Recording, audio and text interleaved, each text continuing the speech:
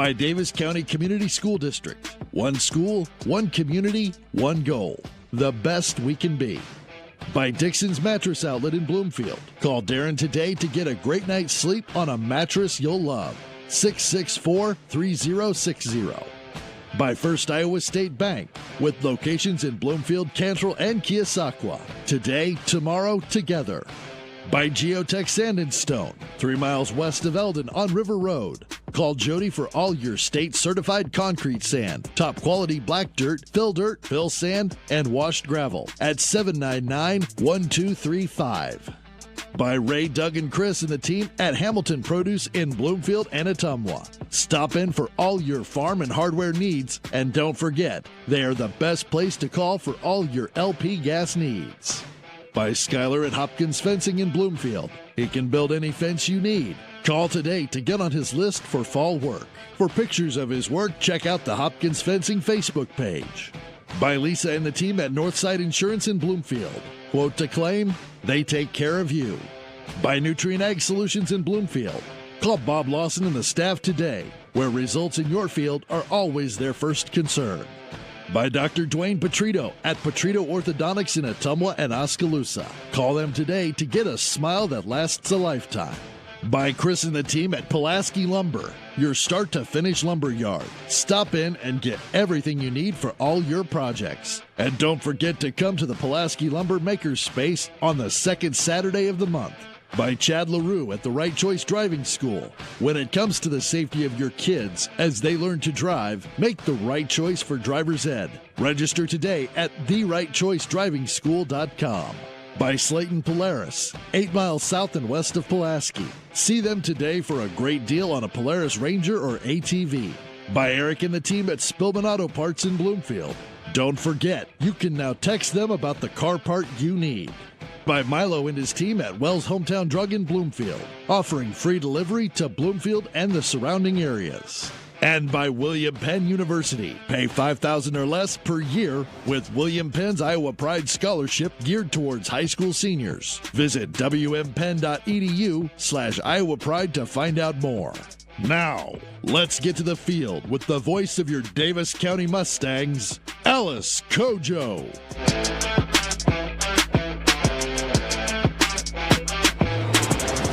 Confines of Mustang Stadium is the scene for our Week 7 regular season finale. Good evening and welcome to Bloomfield, where it's homecoming and senior night. Tonight, the Davis County Mustangs will try to finish the regular season on a high note. Opposing them will be the Rockets of Eddyville, Blakesburg, Fremont. It's a pleasure to have you with us.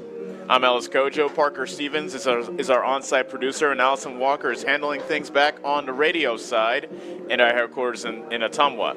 Let's say hi and welcome back to our on-air partner, Brad McCloskey. Now, first off, what's the status of your house in the TP situation? Are you okay?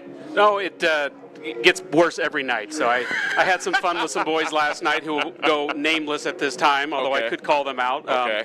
They got me pretty good last night, but I scared the heck out of them, so I think I got the last laugh. So That's good. my annual fun. That's good. That's good. All right.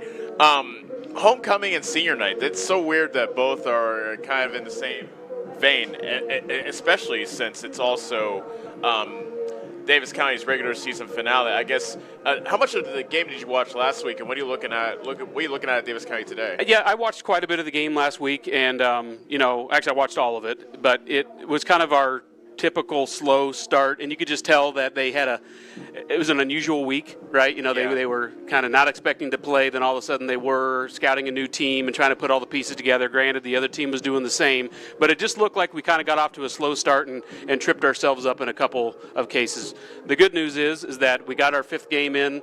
Tonight's a 6th game bonus, icing on the cake game, so this is really just kind of a get everything geared up and ready to go for the playoffs. All right, coming up next, we'll talk a little bit more about Davis County and their game last week against Riverside and their game tonight against Eddyville, Blakesburg, Fremont. We'll be back in 2 minutes on the Ottumwa Radio Group Sports Network. Go Mustangs! Go Mustangs! Go Mustangs! Go Mustangs! Go Mustangs! Go Mustangs! Go Mustangs! Go! The Davis County Mustangs would like to thank the community for their continued support. Get back to your life sooner with orthopedic care at Davis County Hospital and Clinics. Whether it's a shoulder or knee problem or a broken bone, Davis County Hospital and Clinics is here for you. Our specialists and team members will treat you with care from your first visit to surgery through rehab and therapy. Comprehensive orthopedic care isn't a long drive away. It's right here at Davis County Hospital and Clinics, building better, healthier lives. The busy farming season is here, and Nutrient Ag Solutions in Bloomfield is the best place to go for all your seed and fertilizer needs. They're focused on one thing and one thing only, providing their customers with the best products and services to grow the best crops possible. Farmers call them today for liquid and dry fertilizers, starters, small seed, and corn and soybean seed. They also offer crop protection chemicals and custom applications. See why other area farmers are turning to Bob Lawson and the staff at Nutrient Ag Solutions in Bloomfield, where results in your field are always their first concern.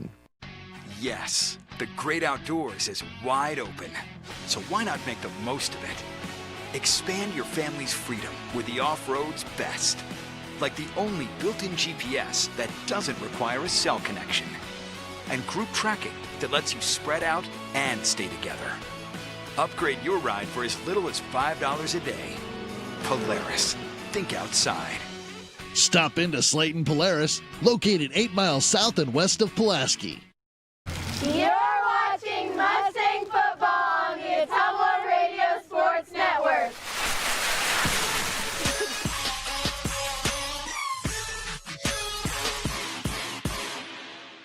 Welcome back to Bloomfield, where it is homecoming. Ellis coach Brad McCloskey here to bring you the homecoming/senior night game and the regular season finale between Davis County and Eddyville, Blakesburg, Fremont. We will step away from the national anthem, and when we come back, final thoughts before kickoff from Brad and I as we get you set for Eddyville, Blakesburg, Fremont versus Davis County here in Bloomfield. You're listening to the Ottumwa Radio Group Sports Network. Are you installing a new septic system? The man to call is Jody at Geotech Sand and Stone. They have state-certified septic sand, as well as top-quality black dirt, fill sand, and washed gravel for landscaping. They also have large rocks to add to your landscaping. Geotech Sand and Stone has very competitive prices. Stop out and get a load, or have one of their contractors haul it for you. Call Jody today for more information at 799-1235. That's 799-1235. Geotech Sand and Stone, 3 miles west of Eldon on River Road. Your best choice for groceries is Brothers Market in Bloomfield, where they treat you like family. They are proud to offer Best Choice branded items. While you're here, check out the awesome selection in their meat department and make sure and find something for your sweet tooth in the bakery. Don't forget to check them out on Facebook or visit their website at shopbrothersmarket.com. Stop in and see them today at Brothers Market in Bloomfield, where they treat you like family. When it comes to the safety of your children, be sure to make the right choice when they start driving. At the Right Choice Driving School, they treat each student like family and do their utmost to provide each student with the necessary information and techniques to become a lifelong, safe, responsible driver. Sign up for driver's education today and you can start tomorrow. They are open to students in all Iowa districts. Go to therightchoicedrivingschool.com today for more information. Proud sponsor of the Davis County Mustangs. Do you need a fence built? Call Skylar at Hopkins Fencing in Bloomfield and save yourself some blood, sweat, and tears. Skylar can build whatever kind of fence you need, from barbed wire, woven, continuous, and custom welding. Check out the Hopkins Fencing Facebook page for lots of pictures of the quality fencing jobs he has done. Call Skylar at Hopkins Fencing in Bloomfield today to get on his fall building list, as it will fill up fast. You can find his number on Facebook or call 641-208-6310. You're watching Mustang football on the Ottumwa Radio Sports Network.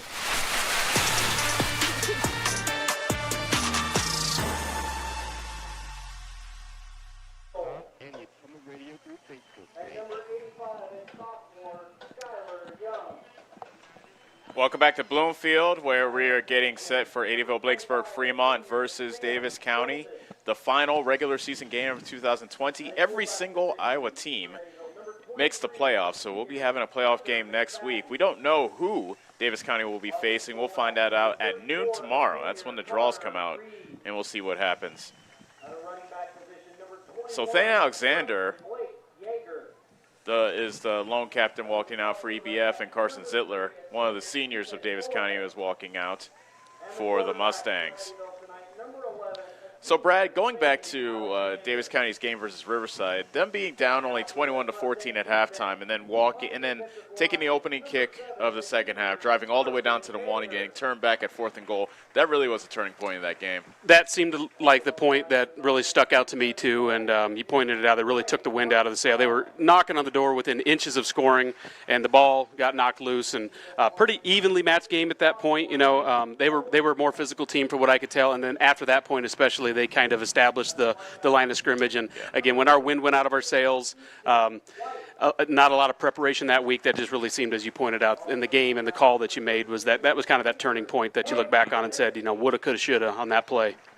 So Eddyville Blakesburg Fremont won the toss, deferred, and Davis County will receive to open the game. And that's not the worst thing in the world, Brad. We know how Davis County likes to establish themselves, and I mean, we've seen we've seen over the course of the season they like to open up with the big formation, the 3 backs behind Mater, and they really want to establish that run and really chew up the clock and really establish themselves. Yeah, they do, and they use that to kind of, you know, get the defense thinking run. But at this point in the season, there's plenty of tape on them to know that they're going to, you know, shift out, and it's going to be difficult to catch Eddyville asleep because they know that's what's coming. But Eddyville on the other side of the ball on the offense, they're going to do a lot of the same. At the very little film that I saw no passes out of them. No. And when they do throw a pass, it's probably going to be to one of their 2 tight ends, you know, a quick seam route or something quick in the flat. They're definitely a power football team. They run a lot of double tight, double wing. I don't know if you saw a game against, I think it was West Burlington. They're actually running like a spinner back set, which is something I'm familiar with from Sigourney Kyoto. Kind of coined that. Quarterback will spin, and he'll either keep it and run up the middle with a lot of pulling guards out in front of him, or pitch it to one of the wings or the tailback. So kind of a shifty offense that they like to run out of, but they'll have other sets too. It's all power football, so could be a good one here tonight. We'll see what the offensive defensive line had in store. Carson Mater and Cohen Piper are back to receive the kick. Mater didn't start taking back kicks until last week versus Riverside, and very interesting that the quarterback is returning kicks as well, but he's one of the fastest players on the team, so maybe it's not that surprising. He is, and, you know, I've coached with some guys over the years that their philosophy is, you know, put your best guys in positions at all spots to make plays, and you worry about injuries a little bit, but at this point in the season, this game means a lot because I think, you know, this could have some home field implications in the playoffs, so, you know, put your guys that are skill guys in position to make plays. Ethan Olivius has the ball teed up. It's a pop-up kick, and off we go. It's a short kick coming down to the 27 and getting run out of bounds. That was Taden Bish returning the kick on the near sideline near the 33-yard line, and that's where Davis County will begin tonight's game. Yeah, and it's a decent starting field position here out of the Mustangs. And, you know, again, I think we have the advantage.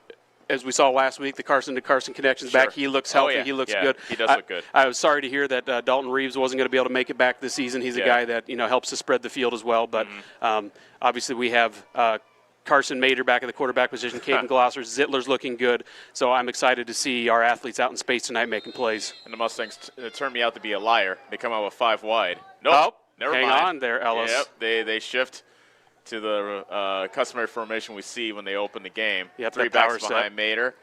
Smith is a deep back. He takes a handoff running straight ahead, gets stoned at the line of scrimmage. Perhaps he falls forward for a yard.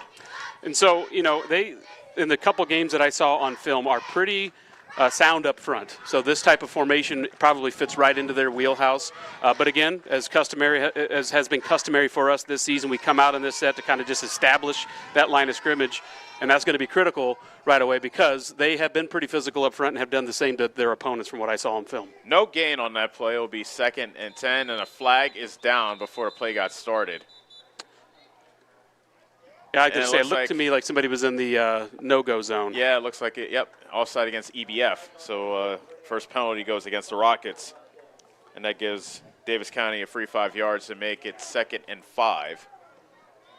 And I know last week there was a couple chances where we got our athletes out in space, and again, just having not a full week of practice, they looked a little bit tentative getting back into game speed. They had a week and a half off from football, so I think that was a good game on field turf, a beautiful facility it looked like, just awesome conditions for football. So hopefully that kind of woke the guys back up into, hey, here we go, it's go time, let's make some plays. 2nd and 5 from the 43, 5 wide with 3 to the right and 1 to the left. Mater retreats, only a 3-man rush by EBF, gunning over the middle. Nice catch by Easton White. That is his first catch of the season, down to the 32-yard line. Wow, and if you're going to have a first catch of the season, that's the one you're going to want to have, because that was an almost complete full layout for that catch, and what a beautiful fingertip catch. Ball could not have been more on the money, and a great job again. I'm looking forward to seeing those kind of connections tonight. That was just a seam route out of Easton. He was either the 2 or 3 receiver to that side. Beautiful connection and a big first down. A 31-yard gain. And that is what we've seen out of this Davis County passing game. A lot of big plays on the arm of Carson Mater. 1st and 10 from the EBF 32. There's the give to Smith, running straight up the middle, inside the 30, falling forward. Nice surge by the offensive line as he gets it down to the 27-yard line for a gain of 5. Yeah, and he had a nice initial hole there that he was able to run through. And, again, a good push by the offensive line, something that we're going to have. Because, again, I was pretty impressed with how physical they were against West Burlington on the little bit of film that I saw. A game that you said that they won, which I was surprised to see that final score was that case, because West Burlington, who we didn't get to play, was known to be pretty big and physical up front. 2nd and 5 from the 27. Glosser's the lone wide receiver to the right. McCall and Smith are the running backs behind Mater. And now it's McCall getting his first carry of the game. And he lunges forward inside the 20 to the 19-yard line. That's a first down after a gain of 8. Excellent balance here so far on this first drive. And, we've been in these positions before. Here it really becomes critical that we have ball security, take care of that football, and finish these types of drives once you start getting down here inside the red zone. Just getting started here in Bloomfield. 9:55 remaining in the opening quarter. Davis County 3-2, EBF 2-3 coming into tonight's game. EBF has won the last 3 meetings between these two schools, including a 14-7 win on their homecoming last year in Eddyville, and now a timeout called. I think it's an equipment timeout. Equipment timeout. Just okay. A quick timeout by the official. We had an issue with a helmet out of number 11, who is Thane Alexander, the captain, who is at the middle of the field for the coin toss. He's also there. He's their quarterback and also their leading tackler on defense. Okay, looked like he was back at the safety position. So, they're running a 3-down lineman front, so they like to run that 3-4, 3-5, and bring their athletes from the linebacker position, blitzing a lot. Again, little film that I saw, but they are running a 3-down lineman front with a couple guys walk down outside. 1st and 10 from the EBF 19. Davis County looking to knock it in to open the game. Handoff McCall running around the right side, stays on his feet. And he is inside the 10, possibly. Actually, they'll mark him down right at the 10. That'll be gain of 9 and make it 2nd and short for the Mustangs. And this is a really good sign so far here that we're able to move the ball, because, again, that was a really big hole, Ellis. I think I could have ran through that one. Probably not have been as pretty as what McCall made it there. But, again, I like the way he finishes his runs. He has that nice low center of gravity, keeps his shoulder pads down, good finish to the run, and almost a first down. 2nd and short here. 2nd and 1 from the 10. 3 backs behind Mater. Smith is the deep back. Give to Smith, running straight ahead, and he is stoned right at the line of scrimmage for no gain. EBF, as you mentioned before, Brad, very stout up front. Yeah, and they were definitely thinking that play there. They were ready for it. They kind of stacked a few more guys in the box. It looked to me that there was potential there that I'm sure Coach Scott Murdoch saw the same thing I did. If Mater had kept that on a boot, he would have walked into the end zone. So I don't know if we'll see that here or not, or if that's, in the next play, because it's definitely 2-down territory when you're knocking at the door on the 10 here. 3rd and 1 from the 10. 3 backs again behind Mater, who is under center. Handoff, Smith, stutter steps, and goes through a hole around, actually between the tackle and the end on the left, and he has a first down at the 6, a gain of 4. Very nice push again there by our offensive line. You're seeing them, they're not making contact on most plays until 3 or 4 yards down the field. That's all you need every single time is really just kind of 3-4 yards here, and you're going to have a first down conversion. So nice job, good push by the offensive line. Impressive opening drive for Davis County. Play number 8 of this opening drive, and it is 1st and goal from the 6. Smith again to deep back behind Mater. This time it's given to McCall, the second back, and he gets stopped right around the line of scrimmage. They'll give him a gain of 1 to the 5. So they try to cross him up a bit there, Brad, but the EBF defense was ready. Yeah, I couldn't tell if that was supposed to be a trap, and I don't believe the trap man on the offensive line got to his block.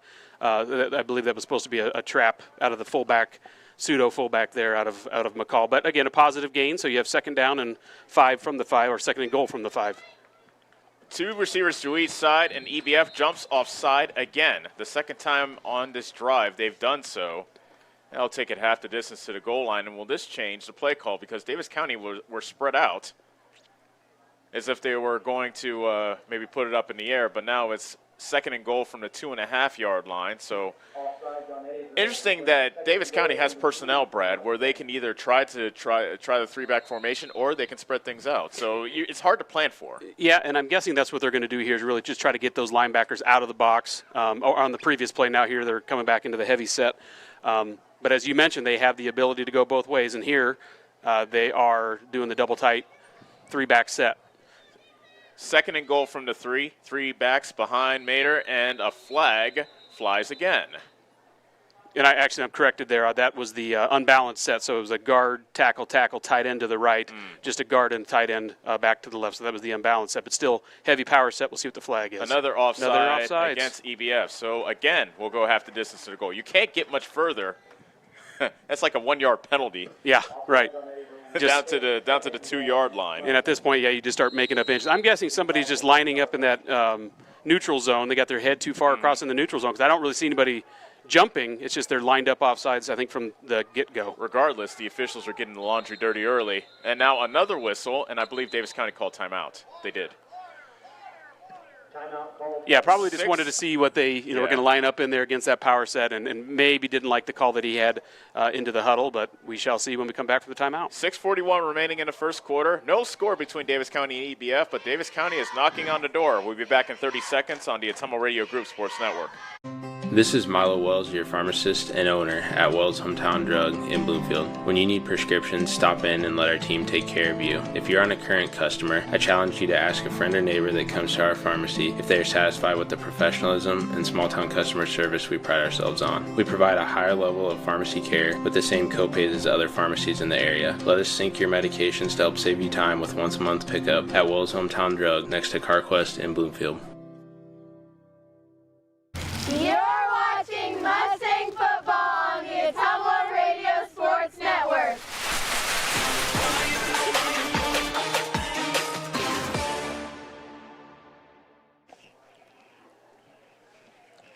Ellis Kojo and Brad McCloskey back here with you in Bloomfield, where Davis County started off, took the opening kickoff from their own 33, and they have moved it all the way down to the EBF 2-yard line, courtesy of a couple of EBF offside penalties as well.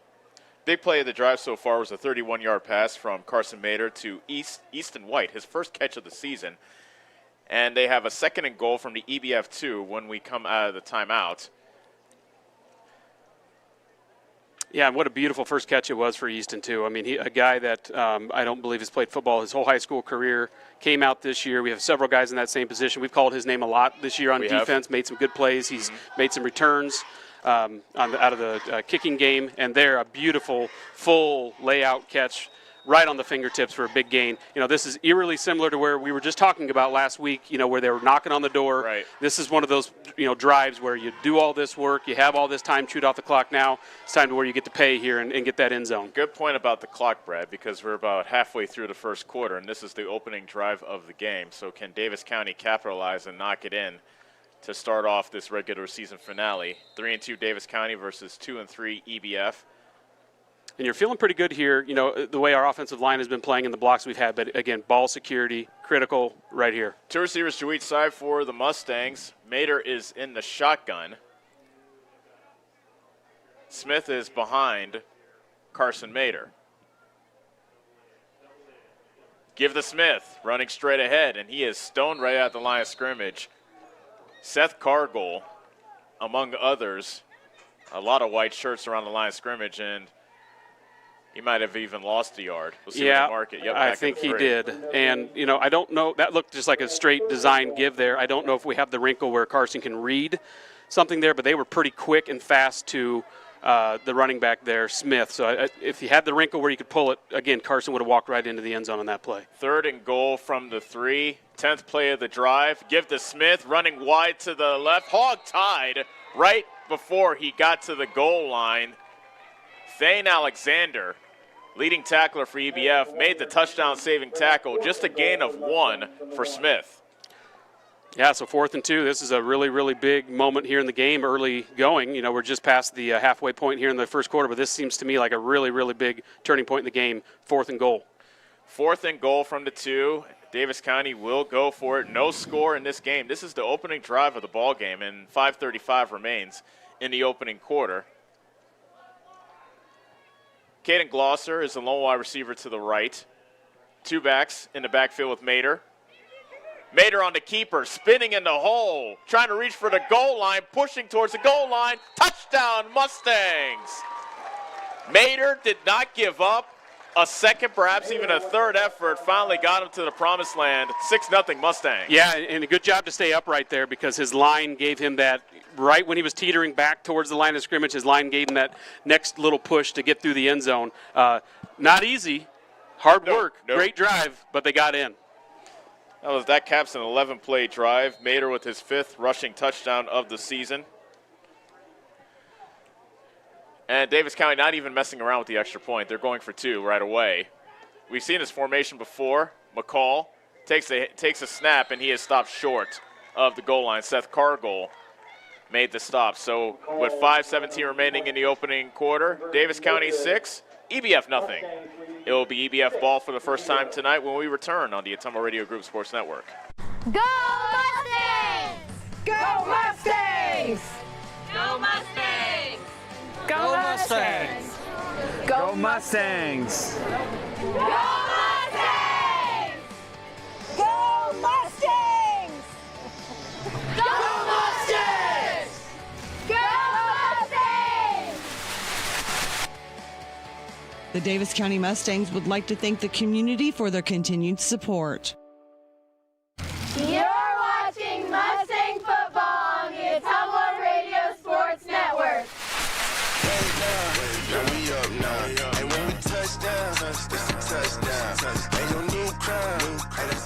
11 plays, 67 yards, taking 6:43 off the clock, Brad. That's a drive that'll put some hair on your chest. Yeah, and it was a hard-fought one, too. You know, especially that touchdown by Mater. Go ahead. Yeah, no, it was, definitely. You know, we had some nice holes. We were kind of establishing ourselves on the offensive line. We mixed in the pass there, but credit to Eddyville Blakesford. They really made us work for that one. So I think that's kind of a tone setter for things to come. That nothing's going to come easy tonight. These guys are here to battle. Ethan Olivius is the deep returner for EBF. It's Gavin McCall set to kick this one away. 6-0 Davis County. 2-point conversion was no good by the Mustangs with 5:17 remaining in the first quarter. A low line drive kick that goes out of bounds, and that's the first penalty of the game against Davis County. Now, interesting thing what I saw last week, Brad, is the opening kickoff of the game. Davis County kicked it out of bounds, so Riverside made them go back 5 yards and kick it again. Usually, a team would take it at the 35-yard line, no questions asked. I know. I was surprised to see that, too. You don't normally see that in high school football. That's great for starting field position here. Eddyville elects to take it at the 35, and I don't blame them. That is, again, really nice starting field position. I'm interested to see what formation they come out in. I saw a couple different wrinkles, but again, that spin back set out of the quarterback seemed to be their kind of their bread and butter. So they'll have 2 tights, 2 wings, and a spin back. Here, kind of a wrinkle on it, but it looks like they're going to be in that spin back formation. Thane Alexander's the quarterback, takes a snap, he runs it himself all to the right side. Good blocking up front. Thane Alexander all the way down to the 49-yard line, a gain of 14 for Thane Alexander. He's the leading rusher at 298 yards coming into tonight's game with 4 touchdowns tied for the team lead. Yeah, so there's no spin out of him right there, and the spin is kind of a deception, trying to fool the defense into thinking that the ball was given off, and a lot of times he'll keep it. As you said, he's their leading rusher. He's pretty shifty when he gets into the open field, good-looking athlete, but there, no spin, but it was a bad snap, so we'll see if we see that at all tonight. That's that spin back that still haunts me from high school. 1st and 10 from the 49 of EBF. Alexander again on the quarterback lead and got tackled by the ankles before he really got going. That was Hoyt Zworzanowski, Brad, and he got stopped at the 4-yard line, but it's a gain of 11 for Alexander. Make that 12. And that's something we're going to have to be sound at tonight is tackling, because they are good at cutting. They're good at running through those arm tackles, running through that first hit. Right now, the offensive line of Eddyville's been the aggressor right here and shoving us back. We're not making contact for 3 or 4 yards down the field, so back and forth, going to be a physical game. 1st and 10 from the 40. Alexander with a low snap. again runs over to the right side. This time he gets 5 to the 35. Yeah, and they're not messing around. There's no tempo here. I mean, this is just come up. We're coming at you. I don't know if looks like they're running the play in off the sideline, kind of traditional football. Right. Whereas we're kind of a little bit more methodical. We see what they're lining up in, call the play from the sideline, get our guys going. They're getting the play in, they're getting up to the line of scrimmage and going. You know what we're doing, yep. So just try to stop us. Exactly. Here we come. Stop us. 2nd and 4 from the 34. Alexander to throw. Dumps it short. It's caught by Olivas on the far sideline, inside the 25 to the 24. Bumped out of bounds by Smith, but another first down for EBF, a gain of 10 on the pass. They do not pass very often, Brad. Yeah, I didn't see any stats on them on how unbalanced they are offensively, but on the film that I saw, maybe 10 minutes worth of film from 4 different games, I saw 0 passes. So not something that they prefer to do there. They obviously have the ability to do, and they'll kind of try to lull you to sleep. But they didn't look overly comfortable there throwing that ball, so I think they prefer to keep it on the ground. 1st and 10 from the Davis County 24. EBF trails 6-0. Alexander faked the pass. Now he runs with it, being trailed by Mater, and he gets chased out of bounds, but another first down inside the 15 to the 13. Another gain of 11 for Alexander. Yeah, already 41 yards gained by Alexander. Making pretty quick work of it, too. And if you see what they're doing, they're trying to get a lot of bodies to where the ball's going. So they're pulling multiple linemen every single time, and they have guys lined up in the slot. So they're getting 3-4 guys at that point of attack. Again, something that Sigourney was known for. So this offense comes directly from Sigourney Keona, somebody who's been doing it a long time. They're just not running that spin back right now. Same look, getting a lot of bodies to that point of attack. You have to be physical. You have to be good tacklers. Davis County has called timeout. So head coach Scott Murdoch has really seen enough as EBF has moved the ball rather easily on their first offensive possession. Davis County leads at 6-0 with 3:12 remaining in the first quarter. But as we mentioned, EBF just and it's really nothing fancy that they're doing, Brad. No, and you know where the ball's going because those pulling linemen, they're not being deceptive. They're going to take you right to the ball. The key is being physical with them, meeting them at that point of attack and taking those blockers out so that you can get linebackers and other guys to make plays. But it's easier said than done because you've got several bodies running at you as a linebacker. You've got to work your way through there and find that running back who oftentimes hides behind those big bodies. So no easy task, but plain and simple, you got to be physical. It'll be 1st and 10 from the 13 when we return, and when we return to play. Davis County has already used 2 of their timeouts, and we're not even through the first quarter yet. Yeah, and I think we're a little bit, as we have been, kind of just regrouping, finding what they're doing offensively, coming out a little bit slow. But again, they're a physical offense. They're getting multiple bodies to that point of attack, and they are making no bones about it. So we have to just meet their physicality and make some tackles. 1st and 10 from the 13. It's been all Alexander on the ground and through the air on this drive. Alexander again, stutter steps in the hole, gets dragged down from behind inside the 10 to the 9. It would be a gain of 4 this time for Alexander. And again, that's the first place we made contact, so a good push out of the offensive line there again. We're just going to have to lower our pad level and start making piles at the line of scrimmage and let our linebackers scrape and make plays because right now they're just blowing our guys right back into our linebackers, and they're having a tough time getting free to make plays. So being very physical, something I saw on film and something we did to them on the previous drive. Could be a fun night. 2:40 left to go in the opening quarter. EBF trailing Davis County 6-0, but they have a 2nd and 5 from the Davis County 8. Another tight formation with Alexander in the shotgun. 2 backs in the backfield. And now an end around. Given up to Olivas, running up the middle, and he's in for the touchdown. Olivas on the little end around. Cut it back up the middle, and it's an 8-yard touchdown run by Ethan Olivas, his first carry of the game. Gets him his 5th touchdown of the season, and EBF is an extra point away from taking their first lead of the game. Yeah, and they made that look easy. That was that spin back look. You saw the quarterback kind of spin around in circles. Sure. The slot came in motion as the play was developing. He this time tossed it to the slot kind of on a counter, and he went into the end zone nearly untouched. I think he got touched once he got into the end zone. A lot of times you'll see the quarterback there. Eventually, when that guy comes in motion off that slot position, he'll keep it and go right up the middle. So we're going to have to get some things figured out, and again, up our physicality. Ethan Olivas to kick the extra point. A low snap, but Olivas is able to get the kick away, and it is good. 2:20 remaining in the first quarter. EBF now leading 7-6 over Davis County. Back in 30 seconds on the Ottumwa Radio Group Sports Network. Whether you are a player, cheerleader, or coach, your friends at Petrita Orthodontics are cheering for you. We are proud of the students in our area and are happy to support them in their school activities. We want to see you smile on and off the field. If you or your child are in need of orthodontic care, call us for a free, no-obligation appointment. We have many different options available to help your child's bite and smile. Call us today at Petrita Orthodontics in Ottumwa and Oskaloosa. We look forward to making you smile. You're watching Mustang football on the Ottumwa Radio Sports Network. Everything good, but it ain't sweet, no.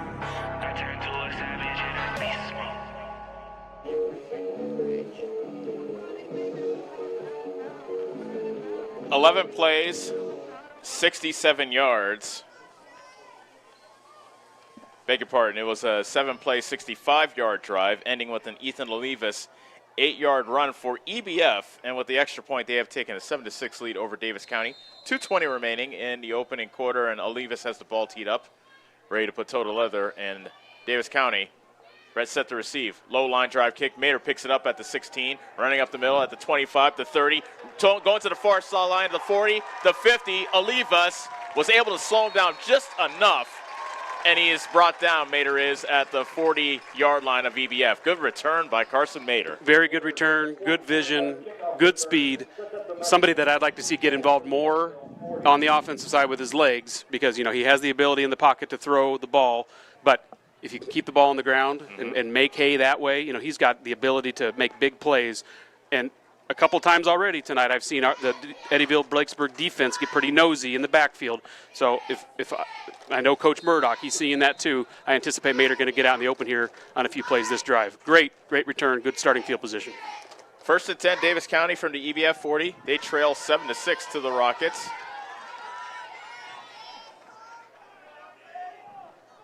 Trips bunch to the right. Glosser's the lone wide receiver to the left. Actually, that's Easton White coming into motion. Play action. Mater rolling right, looking to throw. Guns it deep for the end zone. Wide open, but overthrown. Glosser was all alone on the right side of the end zone, but Mater overthrew him. Incomplete pass, second down. Yeah, and he was wide open the entire time, but Carson had to get outside the pocket to see him and then try to set his feet. He had guys trailing him on the defense trying to, tackle him and bring him down. So he had to hurry and get that ball out of his hands, had him wide open. But, again, that's a hard play to make when you're rolling out to your right, not a lot of time to set your feet. But, again, mental note for the coach. They kind of put marks in their playbook by which ones had potential. That one definitely had potential there. Mater, a pretty good season thus far, 783 yards through the air, 10 touchdowns, just 2 interceptions. Second and 10 from the EBF 40. Mater in the pistol with Smith behind him. McCall coming into motion from left to right. Now he joins Glosser and Zittler on the right side. White is the lone wide receiver on the left. Mater the throw, quick screen thrown on the right to McCall. At the 40, gets a couple of blocks, puts his shoulder down, and he's finally tackled at the 32-yard line, a gain of 8. Yeah, I like that play design there. They, motioned him from the far side, he being McCall over here. They kind of stopped, got a call from the coach to see what they wanted to do. Had a lineman pull out into space and get a nice block on the end and seal it. Good play to kind of get you back in rhythm of where you would have been naturally on third down here. 90 seconds remain in the opening quarter. EBF 7, Davis County 6. Both teams have scored on their opening drives, and a flag is thrown before Davis County breaks their huddle. And I think we may get a sideline warning against Davis County. Yeah, I'm not sure. It was interesting where he pointed. I didn't see anybody up in the box. I wonder if one of the kids said something to the official that they shouldn't have said. Oh, boy. That is exactly what happened on sportsmanlike conduct against Davis County. Oh, boy. So somebody's going to try to figure out who said what, because that hurts your team right there. Yeah, and okay. Yeah. I don't know. Hey, that's hard to sort out, and sometimes you just kind of, as an official, it's quiet. Just focus on the field. Unless it's directed at you. I've been there too. But interesting that they're not marking off the penalty, Brad. Looks like they're just maybe it's a warning. Yeah, okay. Looks like it's a warning. Okay. Throw the flag as a warning, and Scott Murdoch, head coach, immediately went over and said, okay, who's cussing? And, yeah, so that will probably be taken care of promptly. On 2nd and 5, Smith running left. A tough yard to the 31, 3rd and 1 coming up for, actually that was 3rd down, so it'll be 4th down coming up for Davis County. Yeah, we just have to get our guys out in space against some of these guys. You know, we're kind of playing into their hand a little bit here. They like this physical style trench football, but we just have to figure out the plays, which is part of the first quarter, just that feeling out phase, finding what's working, finding those matchups. Once our guys get out in space, I have a good feeling of our athleticism. 4th and 1 from the 31. Mater, a design run, running wide to the left, has a first down as he crosses the 30 to the 26-yard line, a gain of 5 on 4th and 1. And Mater's speed helped him out there as EBF had some guys in the backfield. Yeah, big conversion there to keep this drive going as we kind of tick down inside a minute left in the quarter. We're finding some things that are working, and coaches are taking notes on those matchups that are working, and obviously Eddyville-Blakesburg showed there that they can almost do anything they wanted to on offense. So here, for us, it's about getting our guys in space and letting them make plays. 25 seconds remain in the opening quarter. Davis County trailing EBF 7-6. On 1st and 10, Mater drops back to throw. Slant pass caught by a tough catch by Easton White, who took a hit from Alex Garman, but still comes down with it. A tough catch at the 13-yard line for a gain of 14. So Easton White making some plays in the passing game, and that most likely will be the final play of this first quarter.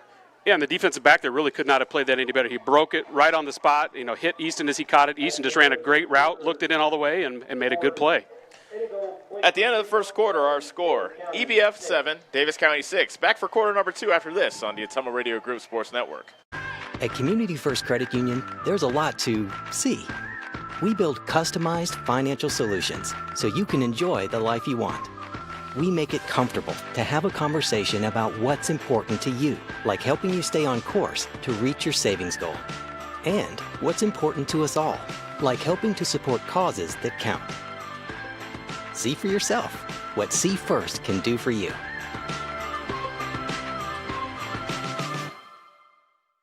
It's more than an education. It's more than a degree. William Penn University is alive with opportunity. Opportunity in a diverse student body. Opportunity in a staff that works with your budget. Opportunity in over 30 programs of study. Opportunity in a classroom where your voice is heard. Find your future and the opportunities waiting for you. Start your planning today at wmpenn.edu and see why William Penn University is alive with opportunity. You're watching Mustang football on the Ottumwa Radio Sports Network. I ain't choose the gang trophy. I'm a champion, I need some trophy. I can try to. Pretty good first quarter. Davis County took the opening drive for the opening drive touchdown, but they missed a 2-point conversion. EBF answered with a touchdown drive of their own. They hit their extra point, so they lead Davis County 7-6 as we begin quarter number 2. Davis County start off this drive on the EBF 40, and as we start quarter number 2, they will have 1st and 10 from the EBF 13. And Ellis, I made a mental note there on the kicker. That was a pretty strong leg he showed there on that extra point, something we don't have. So if we're back and forth all night, that could really be a storyline that we have to look out for, that they're able to convert those extra points and grab them up, and we're not. 1st and 10 from the 13. First play of the second quarter is a play action. Mater running right, a design run, and he is strung out and dropped. That was a good play by Jesse Cornelson of EBF to penetrate the backfield and drop Mater behind the line of scrimmage. Line of scrimmage now is looks to be the 18-yard line, so that's a loss of 5. That's the play that I was looking forward to seeing, getting Carson in space. He just needed to make one move there and get himself free. But credit to the defender there. He made a good play in space against a good athlete. So you get those opportunities to make one-on-one matchups that time. Mark one up for them. They made a good play. McCall, Smith, and White are the wide receivers to the right. Glosser is lined up tight to the left. Smith behind Mater, who is in the pistol. 2nd and 15 from the 18. Throw to the left side, caught by Glosser, turning up the left sideline, pushed out of bounds at the 5-yard line. An acrobatic catch by Glosser. They get the lost yardage back and then some, a gain of 13, so it'll bring up 3rd and 2. Yeah, and he made that catch look easy, and that was not an easy catch because he was running, to his left, kind of turning upfield, and that ball was thrown over his shoulder. So he had to kind of reel that in on his outside shoulder, made it look easy, then kind of was aware of where the sideline was, kind of tiptoed for an extra yard or two. Very nice play. Again, put us right back in script, 3rd and short. EBF has called timeout. So that's their first of the half. The clock is stopped with 11:06 remaining.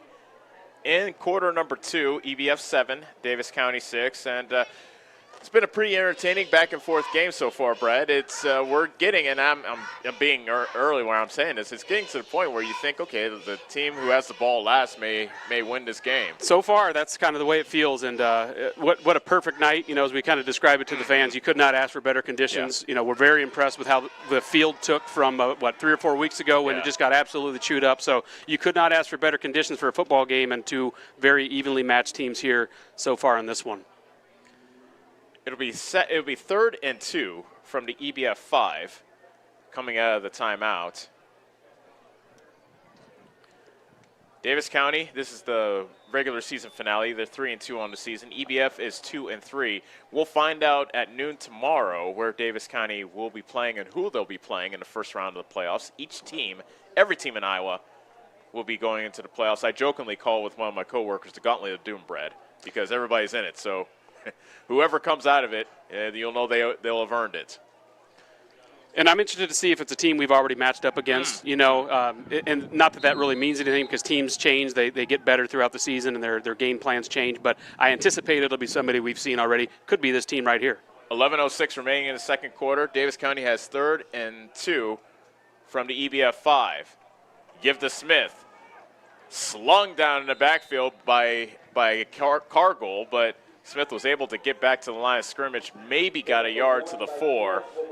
Yeah, they'll give him a yard to the 4, so it'll be 4th and 1 coming up for the Mustangs. Davis County 2 for 2 so far on 4th down, and you figure they're going to go here as well. Yeah, they've got to. And, again, we're getting guys that we need to make plays in space. They're just making better plays on defense right now, tackling us, something we aren't returning the favor on when we're on defense. So, again, feeling out period here. Eddyville's winning a lot of those one-on-one matchups. 4th and 1 from the 5. Shotgun formation for Davis County. Trips to the right with 1 to the left. Mater looking back to the sideline. Smith is behind Mater, who is actually in the pistol. Mater drops back, slant pass, caught by Easton White, touchdown Mustangs. White was the lone wide receiver on the left side. A simple slant pass for a touchdown. Easton White with his first touchdown of the season, and Davis County back out in front. And, that's somebody, you need those guys to step up, right? As I mentioned earlier, Dalton Reeves was a guy earlier this season. We were looking forward to seeing him play and stretching the field. Carson Zittler, they've seen now on film. Yeah. Obviously, Caden Glosser they've seen on film, so they're locking those guys down and being very aware of them. Easton White, here tonight, letting his presence be known. 8-yard connection. And now the 2-point conversion is no good. And that was actually same formation that we see on the 2-point conversion, trips to each side. Yeah. Typically we see Gavin keep it. That time he actually tried to throw it and was batted down at the line of scrimmage. But Davis County does have the lead once again. It is 12-7 Mustangs with 10:07 remaining in the second quarter. We'll be back in 30 seconds on the Ottumwa Radio Group Sports Network. Attention Southern Iowa, do you need a better night's sleep? Maybe it's time to get a new mattress. Dixon's Mattress Outlet in Bloomfield has the most competitive prices on new mattresses in all different sizes. Darren sells camper mattresses, commercial bedding, rollaways, special order sizes, bed frames, and mattress protectors. Call Darren today and he'll meet you at the warehouse. Dixon's Mattress Outlet, 641-664-3060. That's 664-3060. You're watching Mustang football on the Ottumwa Radio Sports Network.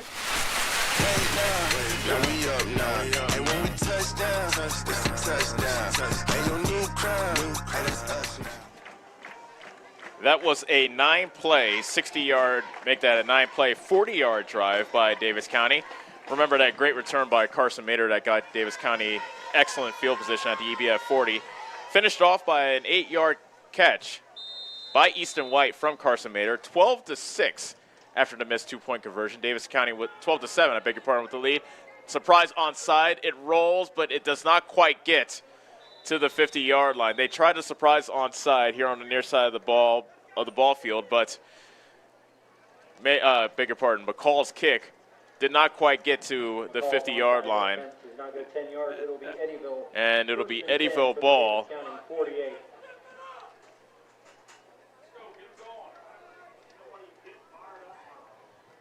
So Davis County has 2 penalties, both in the kicking game. EBF begins. And that was just a matter of time before you saw that. Again, he's been spinning back there. He's been handing it direct snap to 21 Yeager. So getting a lot of guys involved, just a matter of time before he did that and spun, kept it, and off to the races. I don't know if he got touched. Maybe one guy kind of stripped the ball right in the linebacker's secondary, but not a good enough grip to slow him down at all. And he had some speed. Impressive run by number 11, Alexander. Ethan Olivas is already 1 for 1 with extra points. And he is in to try to add to the EBF lead. Just a 3-play drive by EBF has put them back out in front. Another bad snap, but the holder, Dan Alexander, got it down, and the kick is good. So Alexander, the quarterback, showing great hands there, getting that hold down. And with 8:48 remaining in the second quarter, our new score, EBF 14, Davis County 12, letting it fall into EBF hands. But Davis County starts off at their own 35, trailing once again, this time 14-12. With 8:44 remaining in the second quarter. Yeah, Easton just has good field awareness, and which is kind of surprising because, again, he hasn't played his whole career, right? I know him in middle school. I don't even know if he played back then. Dalton, did he play middle school football? Do you remember? Easton White, did he play middle school football? Okay, so anyway, I'm impressed. I had asked one of the players here that I didn't want to be wrong, but it's just impressive to see his field awareness for not, having a ton of years under his belt. On 1st and 10 from the 35, Davis County shifting and some movement. I think one of the offensive linemen moved a bit early, and because he couldn't hold his water after all the shifting by Davis County, and that'll cost the Mustangs 5 yards. Yeah, and besides the penalties, it's been a very smooth game in terms of running a lot of clock. It's been a fast first half to this point, knock on wood, but it not a lot of no turnovers. I don't believe to this point. No. Several conversions on 4th down by the Mustangs, so a lot of ground and pound game going, so a lot of time to chew the clock off. The passes that have been in the air haven't hit the turf too often, so good, clean first half, minus a few penalties. 1st and 15 from the Davis County 30. Mater in the shotgun with 2 backs behind him. He drops straight back to throw. Pump fakes, now throws it deep. Glosser's open at the 50, reels it in! He's at the 40, the 30, slung out of bounds at the 24-yard line. Wow. That was an impressive connection. I mean, he just put that play, I can't tell you how much practice that takes to get that timing down right. So that was kind of an out route, then an up the sideline, so it's called an out and up. And Mater just floated that thing up there in the spot that only Glosser could come down and get it. Just a perfect ball, perfect route. That was your classic double move as well. It was just beautiful. So you know that they put a ton of time into that timing of that route, and just a thing of beauty there for our fans at home listening. Just can't describe how pretty that was. 45-yard gain has Davis County in business at the EBF 25. 8:34 remaining in the second quarter. Davis County trailing EBF 14-12. Smith tackled immediately. As he takes the handoff, he was only able to get it back to the line of scrimmage for no gain. And so that formation there was that power set, of that unbalanced offensive line set. We go from spread to power football. That time, not much push out of our offensive line. Good defense. Stop the ball right at the line of scrimmage. 2nd and 10 from the EBF 25. Mater this time rolls to his right. He's going to tuck it in and run. Cuts it back up the middle and is brought down at the 20, a gain of 5 for Carson Mater. And that's probably one that the coach up here in the box, I can hear him talking in my left ear. It will tell him he could have stayed outside there because he saw the wall of blockers that he had outside. He kind of ducked back in. That's where all your pursuit's coming from. That play, that's when you'll put a note in his ear at halftime. Hey, on that play, when we run that, stay behind your blockers, stay wide. You had a wall there. That one could have gone to the house had he stayed behind those blockers and stayed wide. 3rd and 5 from the EBF 20. McCall coming into motion from left to right. Now they look to the sideline. McCall and White are receivers to the right. Glosser and Zittler to the left. Mater in the pistol with Smith behind him. He drops straight back to throw. Blitz is coming. Screen thrown on the far side to White. Tucks it in. He has some yards to get to, and he Looks like he may have gotten a first down at the 15. It's going to be right where they mark. At it. I think he's, if my gut would say anything, it's going to be just short. It looks like he is just short. Actually, it looks like he's a full yard short. It's a 4-yard game to Easton White. He did not catch a pass coming into today. He already has four catches for 52 yards and a touchdown. However, he was a yard short, so it's 4th and 1 from the EBF 16. Davis County trailing 14-12, 6:49 remaining in the second quarter. And a lot of these plays are designed for him, so he's done something well in practice to, get these plays designed around him, and he's catching the ball and doing something with it. Whistle stops play. Davis County has called their final first half timeout. And the clock is still running. Okay, now it's stopped. 6:31 remaining in the second quarter. And another third down coming up for Davis County. They're 2 for 2 so far. I'm sorry, fourth down. They're 2 for 2 so far on fourth down today. And, yeah, it's been fun. A lot of efficient offense. Both teams, more efficient for the Eddyville Blakesburg team on offense. They're doing just about anything they want to right now. But we're doing fine. We're hanging in there, and we're making plays when plays are to be made. We've got to probably establish a little bit more run game, but there are opportunities on the perimeter with guys making plays. Right now, Eddyville's just doing a great job in space making tackles. We'll see how that progresses throughout the game as they get tired because, again, our big playmakers, we haven't seen Zittler's name yet. He's just chomping at the bit to kind of get involved. Mm-hmm. Carson Mader has found Glosser a couple times, and he's finding his new receiver tonight, Easton White. So it's fun to see the trio. It's just a matter of time, I think, before those other boys wake up. What I think is going to be interesting, Brad, as it's 6:31 remaining in the second quarter. EBF leading Davis County 14-12. The run game. If they stay with the run game, that'll at least keep EBF honest when they go play action. If they kind of drift away from that when they do try to play play action, then it's not going to fool them. It's like they're keeping up with that illusion of the run game so they can go play action and try to get the plays up top. I think that's exactly what Coach Murdoch is doing. So good insight there because I think that's exactly what they're doing is trying to keep them honest so that you can't get too comfortable in either set, right? Right. And we can make plays out of either set. We have Gavin McCall back there. We have the 1-2 punch with he and Smith in the backfield. Gavin a little bit more of the power back. So we saw him early in the first quarter. We haven't seen him here as of late. But he's a factor back there as well, and we have guys on the perimeter who can make plays. So it's just right now that chess match that's fun to see in high school football. Yeah, to my point, Davis County has run the ball, 16 times for 36 yards. 4th and 1 from the EBF 16. Big play in this game. Mader is in the pistol, 2 backs in the backfield behind him. Mader keeps it, running wide to the left at the 20, and brought down from behind at the 19-yard line by Thane Alexander, and Davis County turns it over on downs. That was the play they did on 4th down in the first quarter, Brad. This time, EBF ready for it, and EBF's leading tackler was able to stop Mader behind the line of scrimmage. Yeah, they weren't fooled there, and it looked a little bit tentative there, so I'm not sure that play was developed exactly the way that it was drawn up to develop. So something didn't quite look right there. When Carson got out in space, he looked a little bit tentative to run. Maybe the space wasn't there that he anticipated. But either way, turnover on down. So the first offense to blink in this game was the Davis County Mustangs. We need to wake up and start returning the favor with the pads. 2nd and 8 from the 38. Tight formation for EBF. Flags fly and stops the play.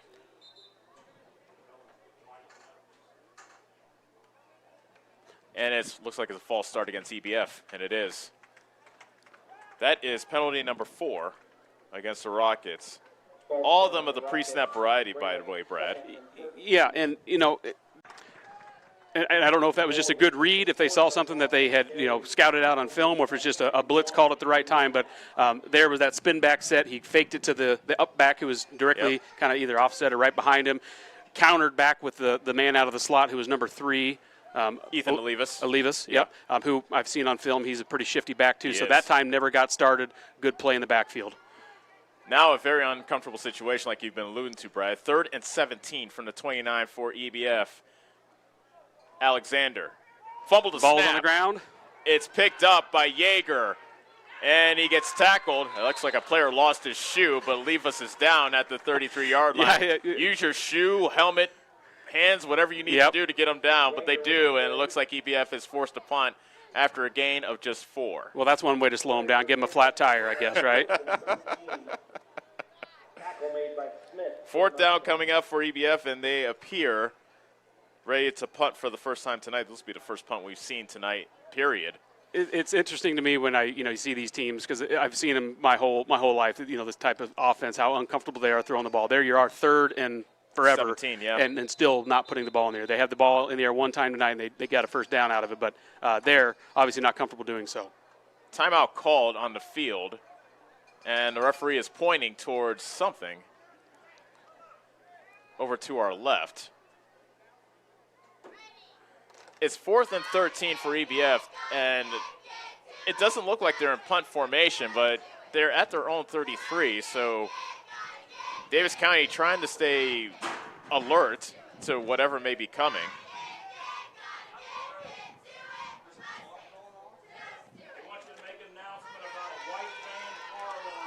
There's a car alarm going off down by the field, and one of the referees wants an announcement to be made. Interesting. Your car alarm is going off. Can you please shut that off? It is to the east of the football field. So that's interesting to me that these things slow a football game down. Yeah, you don't see this very often. And yeah, you're right. We're moving at a nice, comfortable pace. Yep. And then, yeah. Mater's on. I see Mr. Mater marching down the track, and he's going to go take care of it. Whether he has to break in, he's going to get in there and take care of it because he wants to get back to football. He's on a mission. Or he may just lift the van over his head and take care of it himself. Yep. Just tie it up and haul it out, Mr. Mater. So I guess we will hold here until the van is taken care of. Clock is stopped, by the way, with 2:23 remaining in the second quarter. EBF leading Davis County 14-12. Both teams scored on their first 2 possessions. Difference in the game is what happened after the touchdowns. EBF hit both of their extra points. Davis County missed on both of their 2-point conversions, and now both teams head to their sidelines. Why is this a thing? I don't know. You think about a loud stadium where you have lots of fans normally, where it could be really ruckus, there could be bands playing. Why is this a thing? There could be cowbells. Right. Everybody could have a cowbell, and it'll probably be louder than this car alarm, honestly. Absolutely. I've never seen this before, and I can't imagine this is a point of emphasis from the state to be on the lookout for car alarms. But man, these officials they have good ears, Ellis. They have sensitive ears. And that's the thing. The whistle sounds different than a car alarm, so it's not like the players will be distracted. No. I mean, how many people have played pickup basketball outside with the car alarms blaring in the background? I think plenty of people. I don't know. Probably kids over there TPing. Set it off. Might have been your van. Was it your van? It was a Rogue. No, we don't have an alarm. Oh, okay. Besides, it was a white van, not the green obvious van that you can see from 10 miles away. Well, all you listeners now know they have no alarm on their van. It was a Rogue. It was a Rogue roll of toilet paper. I bet you that's what it was. Probably fell out of one of the trees nearby. Looks like we're ready to go. EBF appears to go for it, although Davis kind of looks to be cognizant of the pooch punt, and there's the pooch punt by Olivas. A good kick. Oh, my goodness. A driving spiral, bouncing inside the 10, stays in bounds, and rolls to arrest at the 3. What a kick by Olivas. Unbelievable kick. I mean, that spiral was just on point there. Literally. I mean, just a spiraling, pointed punt. Matt, that's what they call a field flipper. That absolutely was. I mean, it could not have hit any closer to the sideline. It was on a mission. It rolled along parallel to the sideline inside the 5-yard line. What a punt out of Olivas. So Davis County takes over. They trail 14-12. 2:04 remains until halftime. However, Davis County does not have a timeout. Although they do move the ball through the air, this is where they may be comfortable. But how much does Scott Murdoch trust his junior quarterback to drop back into the end zone to survey the field? Yeah, that's a good question mark. And also, you got to get out of this space because we have been shaky at times this year with the punt team. So definitely want to get out from being backed up here and see what you can do. But definitely shaky ground with our punt team. 4 wide receivers for Davis County. Trips to the right with 1 to the left. EBF fakes blitz. They rush 3. Mater fires down the seam, overthrown and intercepted by Ethan Olivas, or is it incomplete? I think they called it an interception. It's an interception at the 27-yard line. It was a seam pattern on the far side for Gloucester, but it was overthrown, and Olivas intercepts it. And Eddyville, Blakesburg, Fremont in business at the 27-yard line at Davis County. That is a very painful turnover against the Mustangs. And you got to give credit to the punt team from Eddyville-Blakesburg to put them in that situation for, to force us to pass essentially there with the backs against the wall. You don't want to run the risk of running the ball there and having it fumble. I agree with the play call, but you credit that punt to flip the field to put us in this position. So special teams rearing its head, and Eddyville's definitely got the benefit of the special teams play so far here in this one. EBF leading 14-12, and they have 1st and 10 at the Davis County 27 as they look to add to their 14-12 lead. And here's where, somebody on defense needs to step up, and we need to return the favor. Be stripping at the ball. We had a great series on defense last time. Just kudos to their special teams to punt the ball and put us completely back on our heels. Somebody needs to step up and make a play here for the Mustangs and get this ball back. 1st and 10 from the Davis County 27.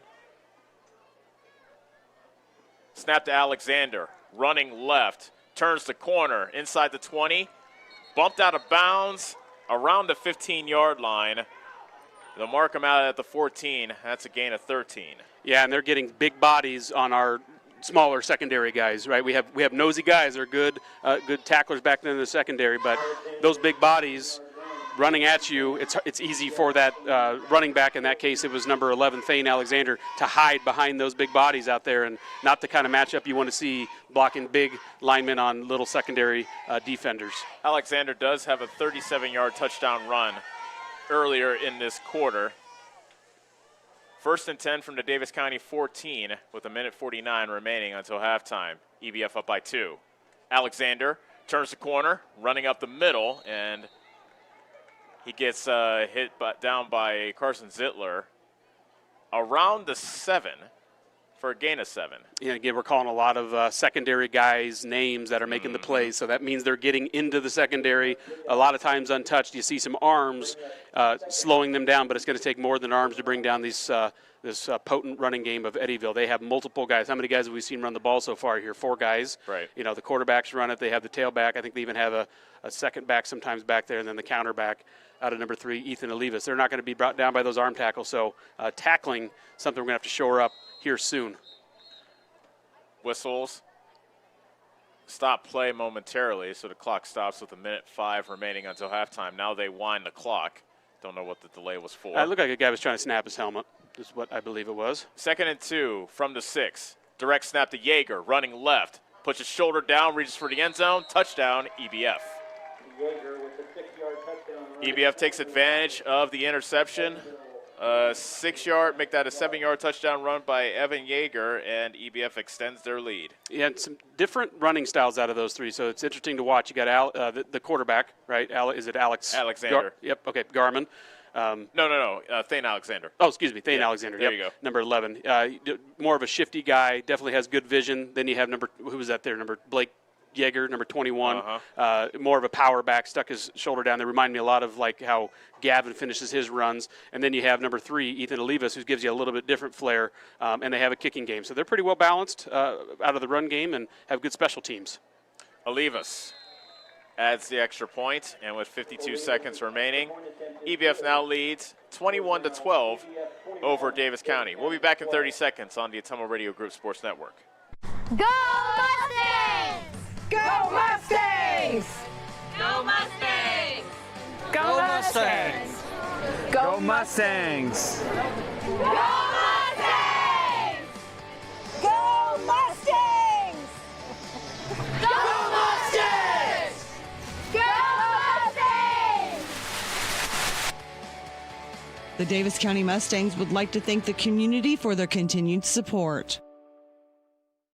You're watching Mustang football on the Atomo Radio Sports Network.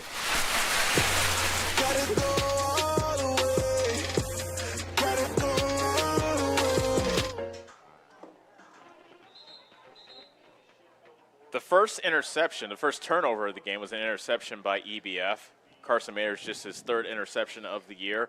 Gave EBF a short field at the Davis County 27. They were able to take advantage as Devin Yeager was able to, Blake Yeager, beg your pardon, ran it in from 7 yards out, and EBF extends their lead to 21-12 over Davis County's regular season finale for both teams, as this serves as both senior night and homecoming for the Mustangs.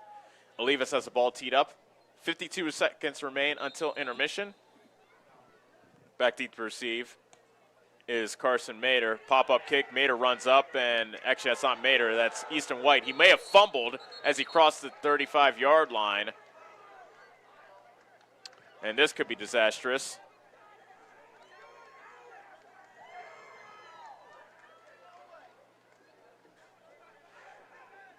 They have it. It is EBF ball.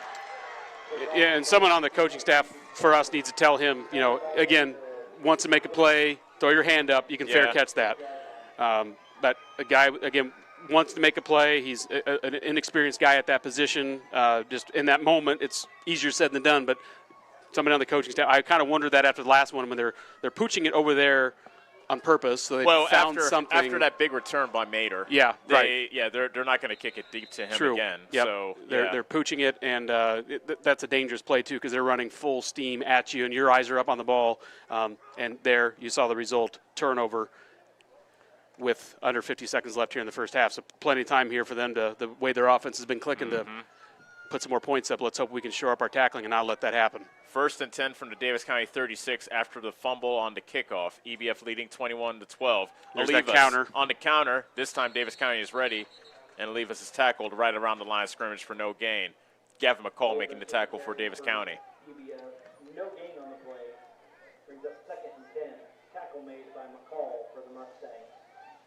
Not using a timeout there. Eddyville was kind of surprised. I was anticipating them calling a timeout there with ticking down to 20 seconds left here before half. Looks like they're pretty content with the 21-12 lead as we're under 20 seconds left in the quarter. Alexander the throw, guns it deep, looking, and double covered on the play was Wyatt McGackey, and good coverage there by, let's see, I think that was Cohen Piper back in coverage, as well as I think it was Zittler over top. Well. Yep, out of the safety. So you had Cohen at the corner covering him underneath, and then Zittler over top out of the safety.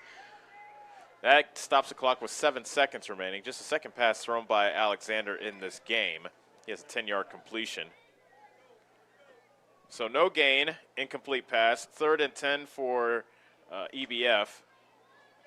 With 7 seconds remaining until halftime, EBF 21, Davis County 12.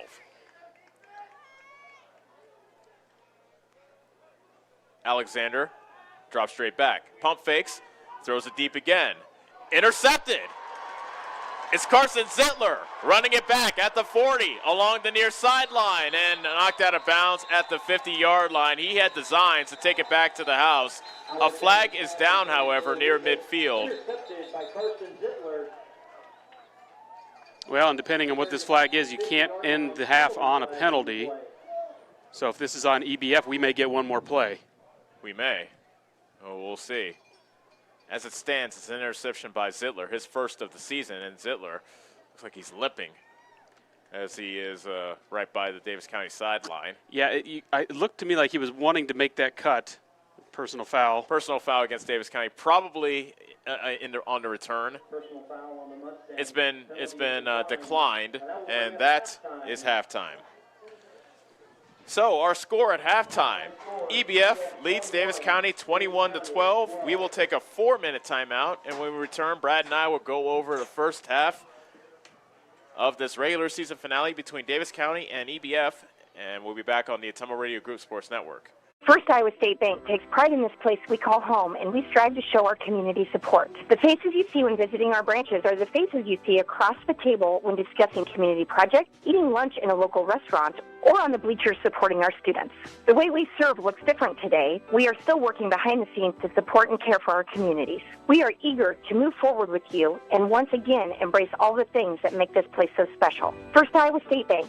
Proud to be your partners today, tomorrow, together. Member FDIC. Get back to your life sooner with orthopedic care at Davis County Hospital and Clinics. Whether it's a shoulder or knee problem or a broken bone, Davis County Hospital and Clinics is here for you. Our specialists and team members will treat you with care from your first visit to surgery through rehab and therapy. Comprehensive orthopedic care isn't a long drive away. It's right here at Davis County Hospital and Clinics, building better, healthier lives. First Iowa State Bank takes pride in this place we call home, and we strive to show our community support. The faces you see when visiting our branches are the faces you see across the table when discussing community projects, eating lunch in a local restaurant, or on the bleachers supporting our students. The way we serve looks different today. We are still working behind the scenes to support and care for our communities. We are eager to move forward with you and once again embrace all the things that make this place so special. First Iowa State Bank, proud to be your partners today, tomorrow, together. Member FDIC. Are you installing a new septic system? The man to call is Jody at Geotech Sand and Stone. They have state-certified septic sand, as well as top-quality black dirt, fill sand, and washed gravel for landscaping. They also have large rocks to add to your landscaping. Geotech Sand and Stone has very competitive prices. Stop out and get a load, or have one of their contractors haul it for you. Call Jody today for more information at 799-1235. That's 799-1235. Geotech Sand and Stone, 3 miles west of Eldon on River Road. Yes, the great outdoors is wide open. So why not make the most of it? Expand your family's freedom with the off-road's best. Like the only built-in GPS that doesn't require a cell connection. And group tracking that lets you spread out and stay together. Upgrade your ride for as little as $5 a day. Polaris. Think outside. Stop into Slayton Polaris, located 8 miles south and west of Pulaski. This is Chris Myrtle at Hamilton Produce. We have what you need to keep everything on your farm or in the shop in working order, including a full line of cattle chutes and calving equipment. We are also your best source for the most competitive prices on LP gas. Check out our full line of Carhartt clothing and dry shod boots. And did we mention we now carry Orca coolers as well? Hamilton Produce, your one-stop shop for all your farm and hardware needs, just off the square in Bloomfield or on the old Brick Plant Road in Ottumwa. Do you need a fence built? Call Skylar at Hopkins Fencing in Bloomfield and save yourself some blood, sweat, and tears. Skylar can build whatever kind of fence you need, from barbed wire, woven, continuous, and custom welding. Check out the Hopkins Fencing Facebook page for lots of pictures of the quality fencing jobs he has done. Call Skylar at Hopkins Fencing in Bloomfield today to get on his fall building list, as it will fill up fast. You can find his number on Facebook or call 641-208-6310. The busy farming season is here, and Nutrient Ag Solutions in Bloomfield is the best place to go for all your seed and fertilizer needs. They're focused on one thing and one thing only, providing their customers with the best products and services to grow the best crops possible. Farmers, call them today for liquid and dry fertilizers, starters, small seed, and corn and soybean seed. They also offer crop protection chemicals and custom applications. See why other area farmers are turning to Bob Lawson and the staff at Nutrient Ag Solutions in Bloomfield, where results in your field are always their first concern. You're watching Mustang football on the Ottumwa Radio Sports Network. Who won't stop us now? Who won't stop us now?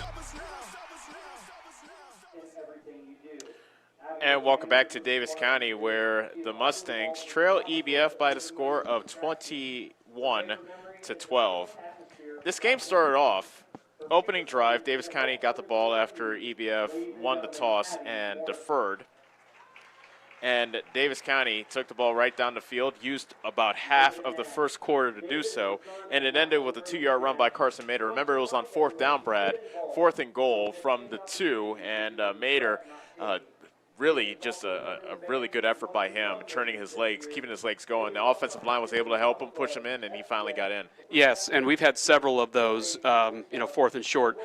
Not so much for the Eddyville team, which I know you're going to get to here next. Yeah. They've had a much easier sledding than we have, something I'll get into here in a little bit. But a good opening drive and a good conversion to get the ball in the end zone. Now, EBF, after trailing 6-0, it took them 7 plays and 65 yards to get on the board first. Ethan Olivas with an 8-yard touchdown run. And I guess really what really stood out between this drive and also EBF's second drive was just the ease at which they ran the ball on the ground. And I think that was really the big point in the first quarter anyway, is the ease at which EBF ran the ball. They took a 7-6 lead, but then Davis County got the ball back. Another good drive. Easton White, I think, really has been the player of note of Davis County in the first half. Came into this game without a catch. He so far has 4 catches for 52 yards and a touchdown. Easton White, ended that drive with a 8-yard touchdown catch. And so Davis County had a 12-7 lead after the missed 2-point conversion. But just talk about Easton White and what you saw from him in the first half. I've mentioned the first half, but impressive field awareness. On defense, we've called his name a lot on defense this year, and here tonight, obvious schemes getting him involved in the passing game. Good hands, good field awareness, not afraid to take a hit, decent speed on the perimeter, and somebody who obviously coaches identified as we need to get another guy into the mix with Dalton Reeves being out of the picture, somebody we had hoped we would see, just finding that third receiver out in space, somebody who's done a nice job here tonight on offense. So Davis County led 12-7 as we headed into the second quarter. First quarter ended with EBF leading 7-6. So that second touchdown drive by Davis County killed the end of the first quarter and kind of went into the second quarter. EBF right away, and keep in mind, Brad, after Davis County took a 12-7 lead, they attempted a surprise onside. However, Gavin McCall's onside kick did not reach the required 10 yards. It only went 8, so EBF took over at the Davis County 48, and then 3 plays later, Thane Alexander, a 37-yard touchdown run. And really, to me, the big highlight from this first half has been the difference in special teams, right? I mean, our inability to convert on 2-point conversions, their ease of converting those first downs. We had an onside kick opportunity, didn't quite convert that. Their penalty, we had another penalty on special teams that gave them better field position when we kicked it out of bounds. So special teams is a very important kind of underlying story, and to me, the story of the first half, because I know you're going to get to the next series where there was a big punt to come into play, which is, again, special teams. So Davis County got the ball back, and they were able to, after a 45-yard pass from Carson Mayer to Caden Gloucester, flip the field for Davis County. They got into the EBF territory. However, they turned the ball over on downs. It was one of those cases where they ran it was a 4th down play they ran on the opening drive, and Mater was able to get the first down running around to the left side. They tried it again, running them wide to the left. EBF was ready, dropped them for a loss, so EBF took over. You figure, okay, EBF is going to maybe take over since they haven't been stopped yet, but Davis County did a really good job standing up to them defensively, dropping them for a loss. They played that counter to Olivas very well. Yep. They played a direct stab to Yeager well on that drive, too. And so they forced EBF to punt, and then Olivas just had a fantastic punt. Probably one of the best punts we've seen this year. And sometimes it's the bounce of the ball that gets you, and you just don't know what that oblong thing does, and the bounce went EBF's way, and then Davis County had the ball at their own 3. It did, and it almost just like a gifted athlete tightrope that sideline, didn't? I mean, it just hit, and what are the chances that it would have just gone parallel with the line on the perimeter, and it just rolled right inside the 5-yard line. So, again, special teams, they have a fantastic punter. They have a good kicking game. Those are all little factors that come into play. He flipped the field, and then turnovers reared their ugly head to lead to some more points. It was 1st and 10 at Davis County 3. There was just over 2 minutes left. So, you could see where Davis County was working. They were trailing 14-12. They weren't going to get the ball to start the second half, so you figured they were going to try to be aggressive. Head coach Scott Murdoch put his trust in Carson Mater. Unfortunately, Mater overthrew his favorite receiver, Gloucester, on the seam, and Ethan Olivas was there for the interception. They did, and Eddyville Blakesburg shifted to a different defense. They were sitting back in a zone cover 2, anticipating that the Davis County Mustangs would be throwing there. They were. They made a good play on defense, but again, credit to that punt to set up this whole scenario out of Eddyville. That seemed to deflate Davis County a bit, because when you have like a quick flip like that, deep in your own territory where you kind of had to flip the mindset and go from offense to defense, that could kind of throw you off and may keep you a couple plays to try to get reacclimated to the game. Give EBF credit; they took full advantage. 3 plays later, Blake Yeager was in the end zone for another touchdown for EBF. Not a lot of stops on defense, but we returned a stop favor to them after they stopped us when we were in the red zone down there. We stopped them again. Special teams, a huge punt out of them. So not a lot of stops being had on defense. Something our coaching staff's going to have to talk about is upping our physicality. And it's homecoming here. Our boys need to have a little bit more energy than I've seen so far here tonight. So some of our leaders, the senior, junior leaders, it's homecoming. This is your last regular season game. You have perfect conditions. Yeah. No reason we shouldn't be absolutely fired up and just smashing, inside those trenches down there. And I'm not seeing it right now. So we've got to find that energy, and Coach has got to get these boys charged up at halftime, because right now we're flat, and I don't know why. We have all the ingredients to really be excited. Playoffs start next week. It's Friday night. You're under the lights. I want to see some energy out of us here second half. That's an interesting point. The half ended with a Carson Zidler interception. I thought maybe he had a chance to take it back. He ended up getting all the way back to the 50. There was a penalty anyway that got declined, and that was the end of the half. So some good, some bad from Davis County. And you mentioned them looking flat, especially I wouldn't say they look flat on offense or defense, just the sideline itself. It's not quite the life that we saw earlier in the season from these Mustangs. Yeah, and you got to have leaders, right? You got to have just that leadership from guys that are knowing their role, whether they're on the field or off the field, just kind of getting guys energized and having those cheerleaders on the sidelines, if you want. Coaches can help with a little bit of that, but it really has to come from the players. Trey Armstrong made a big play and was able to get in the backfield, and I just didn't see that enthusiasm, that energy. So, again, I think part of that is just we're a little bit shell-shocked from the physicality that they came with and the ease at which they were moving the ball down the field, kind of take your wind out. So as we have kind of notoriously been a little bit slow starters, kind of poor tackling, and when they have that 1, 2, 3, and sometimes a 4 punch out of the backfield, bad tackling and lack of energy could be messy ingredients for a second half. So EBF gets the ball first to start the second half. They lead by 9, 21-12. So Davis County trails by 2 scores. They can ill afford to get down by more than that. So I guess, what do you expect to see out of the Davis County defense? I guess schematically there's only so much you can do. So, what would you say if you were a coach to the Davis County defense? You're right. There's not a whole lot you can do except for just trying to get your guys charged up and say we've got to be more physical. When you see those guys pulling at you, you have to go attack them. Don't sit on your heels and wait for them to attack you. You're beat, and that's when you're seeing those 3 to 7 yard gains, is when you're sitting waiting for those guys to get you. And it's uncomfortable. You see this wall of humans coming at you. You have to go attack it, and that's the only way you have to be. Sometimes you have to sacrifice yourself, take a few of those guys out with you, hit them at the knees, get them out of the play so your linebackers can make plays. But it takes a physical player, and it takes somebody who loves to hit to go do that. And again, it's a little bit uncomfortable, but we need to see that. So energy, that's my key. I want to see energy out of our defense. I want to see more physical play out of our defense, and I want to see our guys attacking at the line of scrimmage when they have those guys pulling at them. It's the only way you're going to beat this team. Statistically speaking, a pretty even game so far. EBF with 149 yards on the ground, 10 through the air, 159 total yards by our account. Davis County, on the other hand, doing most of their movement through the air, as we would expect. 36 yards on the ground, 119 passing for 155 yards. 3 turnovers in this game, 2 against Davis County, 1 against EBF. Well, we mentioned all the turnovers, the 2 turnovers so far by EBF. Well, 1 by EBF, 1 by Davis County. Other one was on the kickoff return that kind of was like a pop-up kick that it's one of those things where you want to make a play and you want to do something for your team, but in some cases it's better just to secure the ball. It is. And just let the play another down.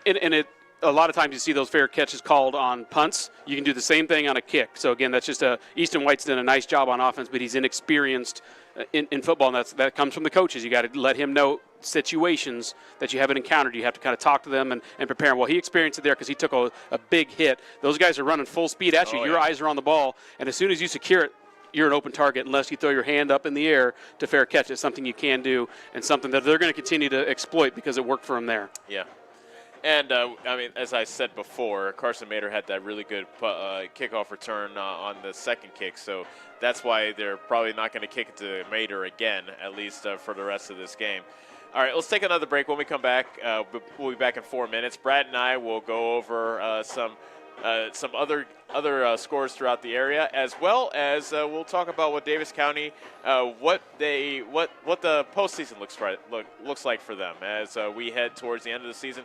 Brad, it's real. This season has gone by so quick. It always does. It always does, and it seems like we were just this homecoming game last year. I remember last year too talking the same thing. More fragile than ever before this season. So many question marks going into each season. We're very thankful and privileged to be here tonight to call it, and what a beautiful night it is. All right, Brad and I will be back in 4 minutes on the Ottumwa Radio Group Sports Network. Get back to your life sooner with orthopedic care at Davis County Hospital and Clinics. Whether it's a shoulder or knee problem or a broken bone, Davis County Hospital and Clinics is here for you. Our specialists and team members will treat you with care from your first visit to surgery through rehab and therapy. Comprehensive orthopedic care isn't a long drive away. It's right here at Davis County Hospital and Clinics, building better, healthier lives. Your best choice for groceries is Brothers Market in Bloomfield, where they treat you like family. They are proud to offer Best Choice branded items. While you're here, check out the awesome selection in their meat department and make sure and find something for your sweet tooth in the bakery. Don't forget to check them out on Facebook or visit their website at shopbrothersmarket.com. Stop in and see them today at Brothers Market in Bloomfield, where they treat you like family. Whether you are a player, cheerleader, or coach, your friends at Petrita Orthodontics are cheering for you. We are proud of the students in our area and are happy to support them in their school activities. We want to see you smile on and off the field. If you or your child are in need of orthodontic care, call us for a free, no-obligation appointment. We have many different options available to help your child's bite and smile. Call us today at Petrita Orthodontics in Ottumwa and Oskaloosa. We look forward to making you smile. Go Mustangs! Go Mustangs! Go Mustangs! Go Mustangs! Go Mustangs! Go Mustangs! Go Mustangs! Go Mustangs! Go Mustangs! The Davis County Mustangs would like to thank the community for their continued support. Yes, the great outdoors is wide open. So why not make the most of it? Expand your family's freedom with the off-road's best. Like the only built-in GPS that doesn't require a cell connection. And group tracking that lets you spread out and stay together. Upgrade your ride for as little as $5 a day. Polaris. Think outside. Stop into Slayton Polaris, located 8 miles south and west of Pulaski. Attention Southern Iowa, do you need a better night's sleep? Maybe it's time to get a new mattress. Dixon's Mattress Outlet in Bloomfield has the most competitive prices on new mattresses in all different sizes. Darren sells camper mattresses, commercial bedding, rollaways, special order sizes, bed frames, and mattress protectors. Call Darren today and he'll meet you at the warehouse. Dixon's Mattress Outlet, 641-664-3060. That's 664-3060. The busy farming season is here, and Nutrien Ag Solutions in Bloomfield is the best place to go for all your seed and fertilizer needs. They're focused on one thing and one thing only, providing their customers with the best products and services to grow the best crops possible. Farmers call them today for liquid and dry fertilizers, starters, small seed, and corn and soybean seed. They also offer crop protection chemicals and custom application. See why other area farmers are turning to Bob Lawson and the staff at Nutrien Ag Solutions in Bloomfield, where results in your field are always their first concern. At Community First Credit Union, there's a lot to see. We build customized financial solutions so you can enjoy the life you want. We make it comfortable to have a conversation about what's important to you, like helping you stay on course to reach your savings goal. And what's important to us all, like helping to support causes that count. See for yourself what See First can do for you.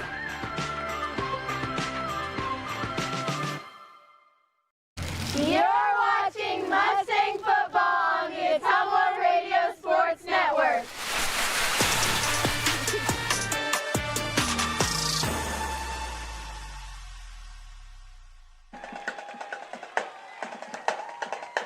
Welcome back to Davis County, where the Mustangs are taking on EBF, and they lead by the score of 21-12. Welcome back to Bloomfield, where Ellis Kojo, Brad Buklowski, as well as Parker Stevens, our on-site producer, and Allison Walker, our radio producer back in Ottumwa, are bringing you this one and regular season finale. It's kind of like you're playing with house money, Brad. Everybody knows that you're getting into the playoffs, and you always wonder how they'd approach the season. Davis County has played well at times. they've been a little choppy in other times. So what are you expecting out of the second half from the Mustangs? I want to see us not abandon the running game. I know we're down, and you want to put points on the board, but we have to kind of reestablish that balance and that physicality at the line of scrimmage, because if we don't wear some of their guys out, who I know they're in the same boat we are, guys going both ways, yep. offense and defense. Yep. If we don't wear some of those guys out, then we'll see more of the same from them. They've got to be feeling pretty good, because anything they've been doing on offense has been working. They're not turning the ball over. Their offensive attack is pretty exempt from turnovers compared to us. We know when we're throwing the ball as much as we are when that ball's in the air, it's a little bit more prone to turnover. So if we don't wear some of those guys out in the trenches, as I say, I expect more of the same. We've got to establish the offensive line and kind of get physical with them and wear some of those boys out, or they're just going to keep methodically chewing up yards and putting points on the board. Yep. Big defensive series is coming up for Davis County to open up this second half as they look to maybe get the tables turned in this game versus EBF. And this is a series, Brad, and this is the third year we've been doing games together. These have been historically close games. Last time they played here, EBF won by 8 points, agonizingly close. Davis County came to close to tying that game. Last year, a different type of game. All the points were scored in the first half. EBF had a 14-7 lead, and that lead held up through the second half. So they've played their share of tight games, and it looks like we might have another tight one here. Yeah, and again, it's been very physical. Our guys are a little worn out. It's homecoming. You have to dig deep. You have to rely on leadership, get your boys pumped up. These juniors and seniors, I'm looking to them to kind of get everybody sparked and fired up, because, again, Eddyville's got to be feeling pretty good about their offensive game plan. Don't imagine too many changes coming from them. Why? No. It's been working. They've been chewing up 4-7 yards on average per play. They've only punted one time, and when they did, it was in spectacular fashion. They flipped the field. Yep. So even if they do get a stop here, they're feeling pretty good that, hey, Davis County's got to go a long way and chew up a lot of time and effort to do it. They may be worn out. So we just have to up our physicality, Ellis, and meet them at the point of attack and play physical football. We will see what type of Mustang team we see coming out of the second half. And the Mustangs will kick it off to EBF. Ethan Olivas back to receive this kick from. And, I mean, how athletic do you got to be if you're Ethan Olivas? Not only does he have a touchdown today on a touchdown run, but just the two have made extra points, and that fantastic punt we keep on talking about. Just a great all-around athlete. It's very nice to have that versatile guy who is shifty in the backfield, is a fantastic punter from the one piece of evidence we have. Sure. I don't know what his average is. I don't have the stats here, but if they're anything close to that, he's going to have a bright future, if nothing else, at the punt position. But they have several nice athletic, kids that are making plays, and we have the ability to do that too. We just they're making those matchup plays when we're out in space. We have to win some of those matchups here in the second half. Ball's teed up as we get set to start the second half. Davis County trailing EBF 21-12, and the boot by McCall is a low-line drive, bouncing towards the sideline and out of bounds. So the second half begins the same way EBF's first possession began, with a kickoff out of bounds, and EBF takes over at their own 35-yard line. Out of bounds to be Eddyville football, 1st and 10 from their own 35. EBF has won the last 3 games of this series, and they're looking to get to the break-even point at 3-3 as we play the regular season finale before the playoffs start next week. Every team makes the playoffs in Iowa, so both teams will be playing again in Week 8 as the playoffs begin. 1st and 10 from the EBF 35. Alexander calls for. He has 113 rushing yards so far, all in the first half. He takes the first carry of the second half, and he has about 9 yards as he runs it wide to the right. Yeah, and if you just look at the size difference, our defensive line, we're having a good look at it right here, because they're just about at midfield now after that down. I was just noticing how big their guys are on the offensive line, and I haven't really checked numbers to see, if they have older, more experienced guys, but they're definitely have some size advantage on that offensive line, and they've been pushing us back all night. Again, huge gain on first down, something they did to us in the first half. Gain of 8 by Alexander on first down, 2nd and 2 from the 43 of EBF. Alexander takes a snap, running right, and he gets held up in the backfield by Cohen Piper. Actually, that was Culberson who held him up. And then the cleaning up done by Dawson Townsend, among others, for our Davis County. But a good job by Culberson doing the initial penetration, and Alexander's dropped for a loss of 3. Yeah, Culberson not a real big guy, but what he did there is he vacated the space left by some of those pulling linemen. So, again, they had a wall and a nice formation going with bodies, but Culberson was able to knife through one of those gaps before it was able to close, get his hand on him, slow him down, and our pursuit brought him down. We need more of that. Again, we're outsized, but we can outquick them to the ball in those gaps that they're vacating because they're pulling somebody every play, 2, 3, 4 guys sometimes. 3rd and 5 from the 40. This time they run to the right, and he is dropped. Alexander this time runs to the, he runs to the left, and a stop made by Gavin McCall. And 4th and 7 coming up for EBF. So a good stand by Davis County thus far. We'll see what happens here on 4th and 7. And that was an adjustment that they made because what we're doing in the first half, what we did a lot of was Thane likes to kind of get quick to the edge and then cut back towards the middle, and we over-pursue. You could tell that time they took a better angle. Gavin there, the smart player that he is, took an angle where he could play that cutback lane and shut it down. High snap for Olivas. He lets go another kick, another impressive one. Zittler retreats, but he lets it bounce. Rolls inside the 20, comes to rest at the 18-yard line. So not bad field position for Davis County, but they got the stuff they needed, Brad. Yes, they did. And another decent punt out of Eddyville, but not nearly as bad a field position as we had the last time he punted. So some breathing room here. Kind of you can get into your normal offensive play progression. And, you know, I believe – for me, we've got to start establishing the run game because they're keying on our guys in the secondary, and so we've got to up our physicality and get that run game going here early in the second half. 10:02 remaining in the third quarter. Davis County, their first possession of the second half, they trail EBF 21-12. Mater has a wide receiver all alone on the right side, but getting the handoff is Clayton Smith, busting ahead across the 25 to the 26-yard line. And a gain of 8, but Caden Glosser was all alone on the near side of the field, but they decided to just run the ball. So that's the case where you do a play, but if you just look up, you see Caden Glosser sitting there all alone, and they didn't throw him the ball. Yeah, well, I mean, the play wasn't designed to do that, right? In that case, it was a definite give there, and Smith did a nice job to get a good gain on first down. Give to Smith again. This time he runs right. Has a first down at the 31-yard line, a gain of 5 for Clayton Smith. Smith with the carry for the Mustangs, 5-yard pickup. Yeah, so sometimes you get into the play and you know what play's coming and you're not surveying the field, and they may not even have to check out of that. You know, I think they probably do. But, again, Carson, as a quarterback, you're surveying stuff up front. Probably, you know, offensive line are talking, and sometimes those things go overlooked. 1st and 10 from the Davis County 31. This time it's Gavin McCall. Nice blocking up front as McCall puts his shoulder down and lunges ahead to the 40, a gain of 9. Nice agility there. You can see just a different level of agility that we haven't seen out of Gavin. This is the Gavin right there is who we saw a lot last year. You get to see him vision, knifing through there. Got his center of gravity down real low, his shoulder pads low, and kind of bounced off one of the tacklers. I want to see this run game get going. So they're fired up here, and I want to see it go. 2nd and 2 from the 39. Gloucester coming into motion from right to left. Mater is in the pistol. In the backfield with Mater is both McCall and Smith. Both have carried so far on this drive. 2nd and 2 from the 39. Give to Smith. Hit in the backfield. Met and dropped by Connor Reed.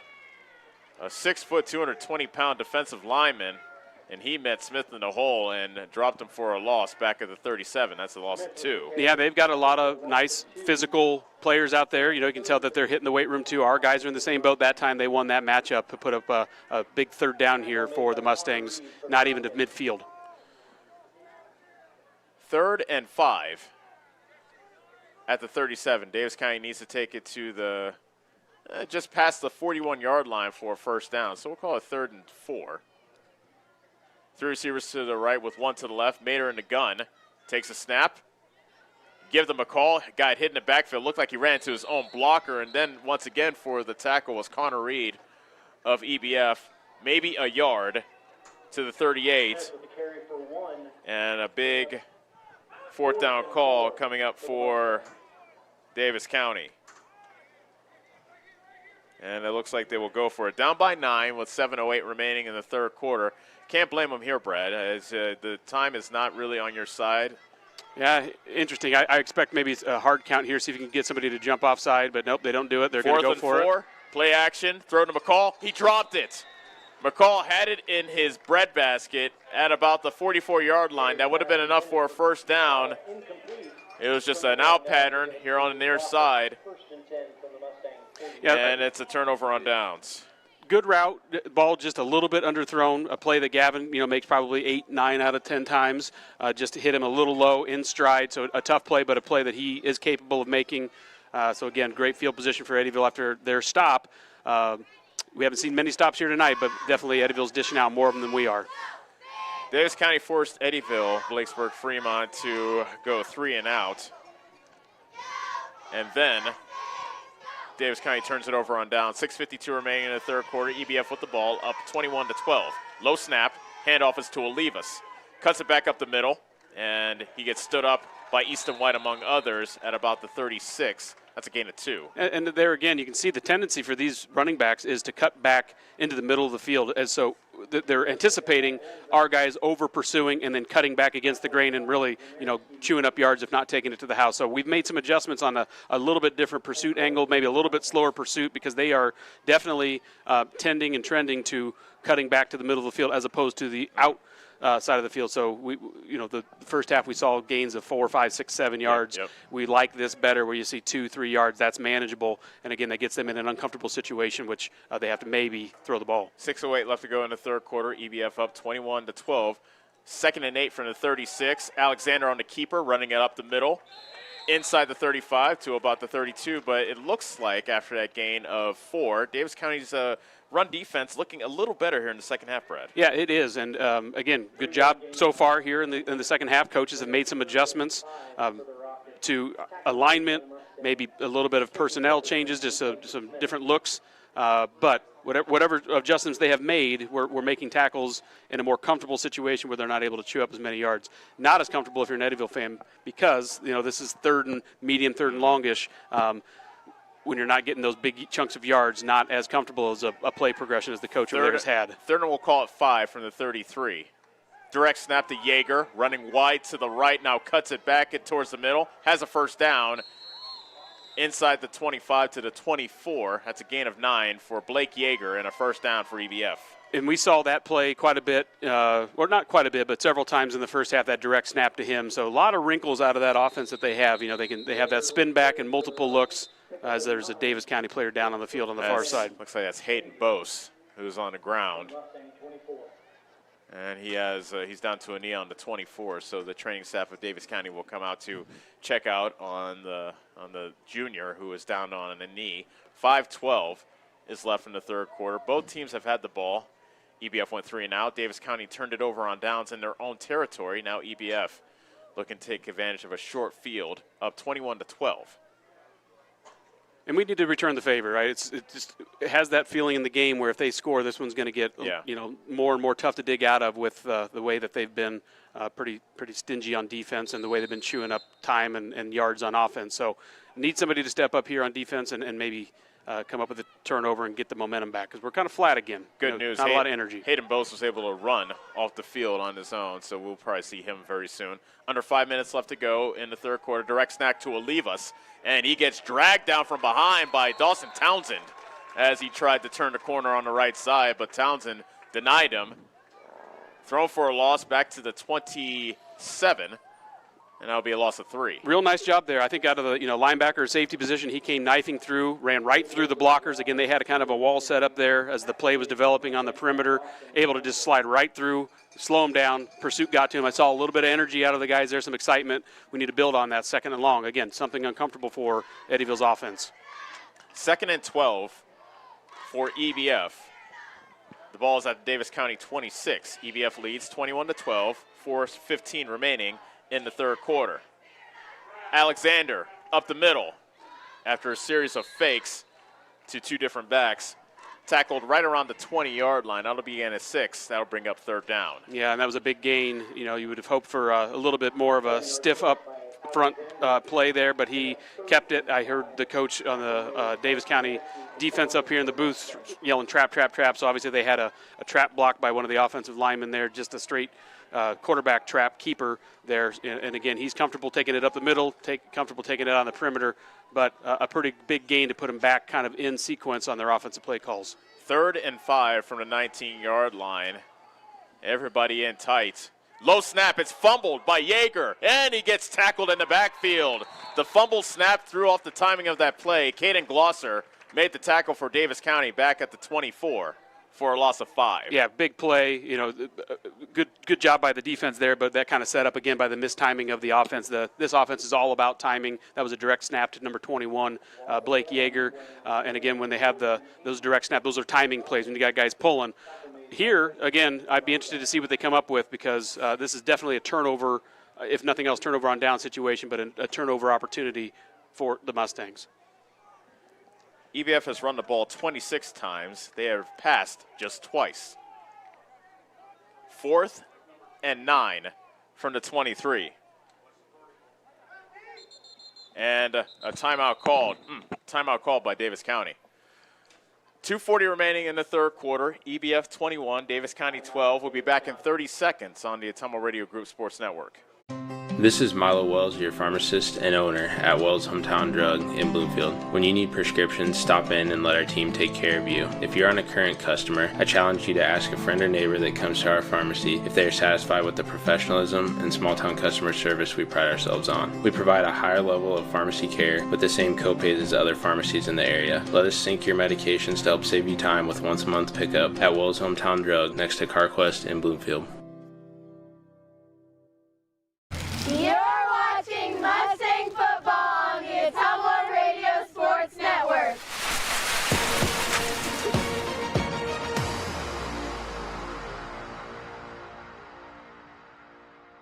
Welcome back to Bloomfield. Regular season finale between Davis County and EBF. And the Rockets of EBF have a 21-12 lead over the Mustangs with 2:40 remaining in the 3rd quarter. 4th and 9 coming up from the Davis County 23-yard line. EBF will go for it. Yeah, and this is one of those pivotal points in the game where we may point to one way or the other that was one of those points in the game that is a huge opportunity. Alexander hands it off to Olivas. He's tackled in the backfield and dropped by Easton White. Back at the 29-yard line. Yeah, number 4, Nick Miller, actually was the first one to make contact to slow him down. So good job by him to knife through, get his paws on him, and who'd you say cleaned him up? Easton White. Easton White. So we've called his name several times tonight, offense and defense. So good job out of multiple guys there contributing, getting through. Good defensive play call there, I think, out of the blitz by the defensive coordinator, Coach Blake. Davis County's defense has done their job so far in the second half. A 3-and-out, and now turning over EBF on downs. Davis County takes over at their own 29 with 2:31 remaining in the 3rd quarter. They trail 21-12, so they trail by 2 scores. They'll have to get things going here as we head to the closing stages of the 3rd quarter. Big momentum shift there, and here's where we need that energy to step up on offense. Play action. Mater rolling right, all alone, looking to throw. Now he tucks it in. Oh, he threw it past the line of scrimmage. The pass is caught by Zittler, but I thought Mater was past the line of scrimmage. Zittler caught it at the 41-yard line. Yellow. Yeah, there's a flag on the field. Yep. Mater was a good 4 or 5 yards beyond the line of scrimmage when he threw it. Just not good field awareness by Carson Mater, and it will cost Davis County.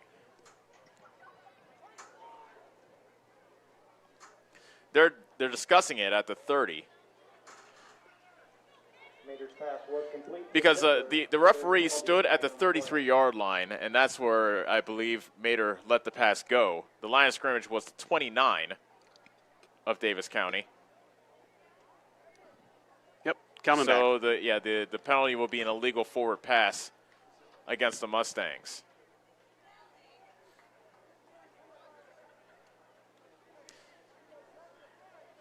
And that's just a case where Mater was just looking to make a play, and he got a little too overeager, and he just forgot where he was on the field.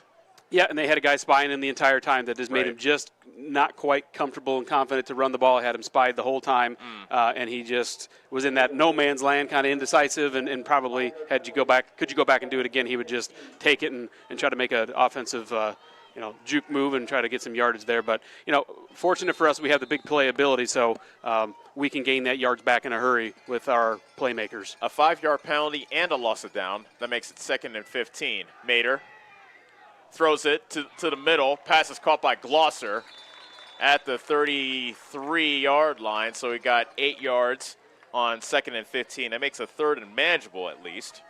Yeah, it puts you just right, maybe just short of where you want to be on schedule. You'd rather have 3rd and 3, 2 range. But, again, something that Coach Murdoch, I see him already making offensive play signals out to the offense and Mater, so he's comfortable, and they're not going to miss a beat.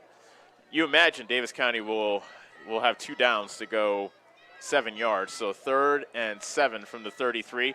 Mater rolling right. Throws it for White at midfield. He's got it at the near numbers. Turns it up the field at the 40. Puts his shoulder down. Still on his feet. Down at the 36-yard line. A tough catch by Easton White. His 5th catch of the game and a big first down for Davis County. Yeah, and that one took some time to develop, and that's who Mater was looking for. He looked downfield at his first option. They had him covered up, who was, I believe, Zittler. And, Glosser, those are his go-to guys. Well, Easton was clear on the other side of the field. It took some time for him to get across the field. And that kind of long post route or drag route, Mater found him. Big play there. And a good job by Easton White again out of the offensive set. 31 yards. Mater to White. 1:10 remaining in the 3rd quarter. Davis County trailing EBF 21-12. 1st and 10 at the EBF 36. Play action. Mater rolling left. He can run it if he wants. And he puts his foot down. Now runs with it at the 30. At the 25. First down at the 22-yard line. Gain of 14. Yeah, nice job by him. I want to see him put that ball away, right? I mean, he saw that ball out there kind of in no man's land hanging out there for somebody to come around and knock it out of his hands. So something I'm sure the coaches will say, but good job by him. Again, he kind of got in that zone where he's a pass-first quarterback, right? I mean, he loves throwing the ball, and he's good at it. He's got a good build for it. Fortunately, I think he made the right decision there that time and just put his shoulder down and try to make a juke move and got some good yardage out of it. But I want to see him be a little more decisive there because he is a good runner. He just has to have that confidence to do it because he loves throwing that ball. Closing stages of the 3rd quarter. 30 seconds remaining in the quarter. Davis County trailing 21-12. 1st and 10 from the EBF 22-yard line. Mater retreats. Quarterback draw. Mater gets tackled behind the line of scrimmage. And that should be the end of the 3rd quarter. Maybe Davis County can get another playoff, but it looks like it's a no gain for Carson Mater, and we have ourselves a very tight 4th quarter coming up. So at the end of 4, our score, EBF 21, Davis County 12, but the Mustangs are threatening. Come on back for the 4th quarter. Should be fun on the Ottumwa Radio Group Sports Network. Hi, I'm Chris Ledke, owner of Pulaski Lumber. Whatever project you're working on, we have what you need. From shingles, new windows, siding, plumbing, or even nice new Milwaukee power tool. If we don't have it, we can order it. And if you need professional advice on a project, we're always happy to help. While you're here, check out our Makerspace building. Make plans to stop out every month on 2nd Saturday for lots of vendors on hand. We look forward to meeting you at Pulaski Lumber, your start to finish lumberyard.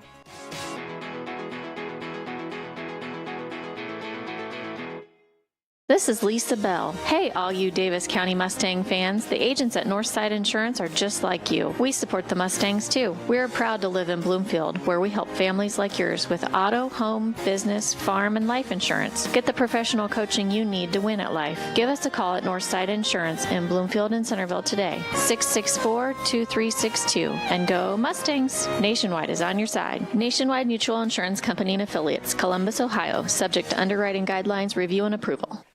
You're watching Mustang football on the Ottumwa Radio Sports Network.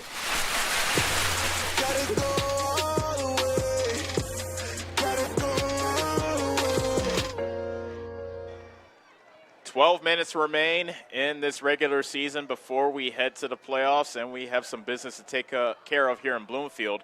Davis County trailing EBF 21-12. They'll have a 2nd and 10 from the EBF 22. And, Brad, no point scored in that 3rd quarter, but Davis County really showing up on defense. Yeah, but, similar setup as we saw last year, as you pointed out. I didn't remember, but you pointed out that we didn't have any points scored in the second half, none there in the 3rd quarter, so defensive adjustments were made by both teams and were able to shore things up by the Mustangs and some good tackling. But here, Ellis again kind of has that feeling that you've got to, after all this work and all this this time, you got to get some points out of this drive to stay in this one. Zittler and Glosser to the right. McCall, Glosser, and White are to the left. Pass down the far seam toward Glosser, over his head, incomplete on the near numbers. Glosser was well covered. Thane Alexander was back there, among others, in coverage, and after an incomplete pass, it's 3rd and 10. Yeah, we were in a completely empty set there, so we had trips to the right, trips to the left, 2 to the right, and they were, again, sitting back in zone. They obviously know where Glosser's at. That's been a point of emphasis for them all night. He hasn't been involved much. Easton White's gotten the majority of the pass opportunities because he's the guy that I'm sure they did not scheme for, and he's made plays when plays were there to be made for him. I'd like to see Zittler get involved, but he did get a little bit hobbled after that interception, so we don't know exactly what his leg condition is. One of these guys is going to have to step up here and make a play. 3rd and 10 from the EBF 22. Trips to the right with 1 to the left. Mater in the pistol with Smith behind him. Flag. Covered from the back judge. Delay a game. Yep. And it is delay a game against Davis County. That's that a killer. Hurts. It that does. is a killer.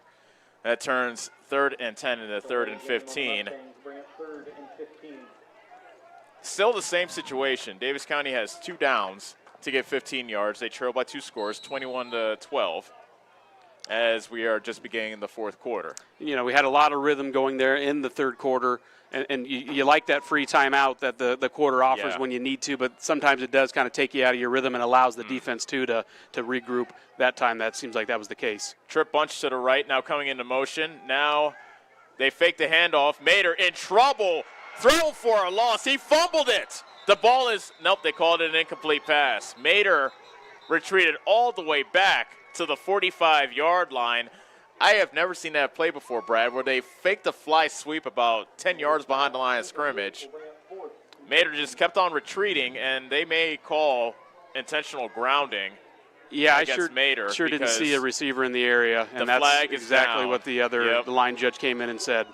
I believe they were probably trying to set up some kind of creative screen. It just didn't develop. Mater wasn't able to get his feet under him as he turned. He was hit immediately, and again, the quarter break kind of took our wind out of that drive, out of our sails, and now we have a huge loss. So you had the delay of game. Now you have intentional grounding, a spot foul, a loss of down. So it's 4th down with the ball all the way back at midfield. So that is 4th and, 4th and 37. And McCall is back to punt. So this will be Davis County's first punt of the night. McCall gets it away. Nearly got that one blocked. Punt.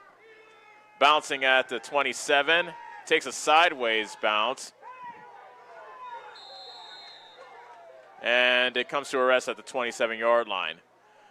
A lot of extracurriculars. That ball bounced high, and it allowed for some people to hit each other if they wanted to. And Nick Miller took some liberties to get some licks on the Rocket. Yep, they got tangled up there, but looked like it was good, clean tangling.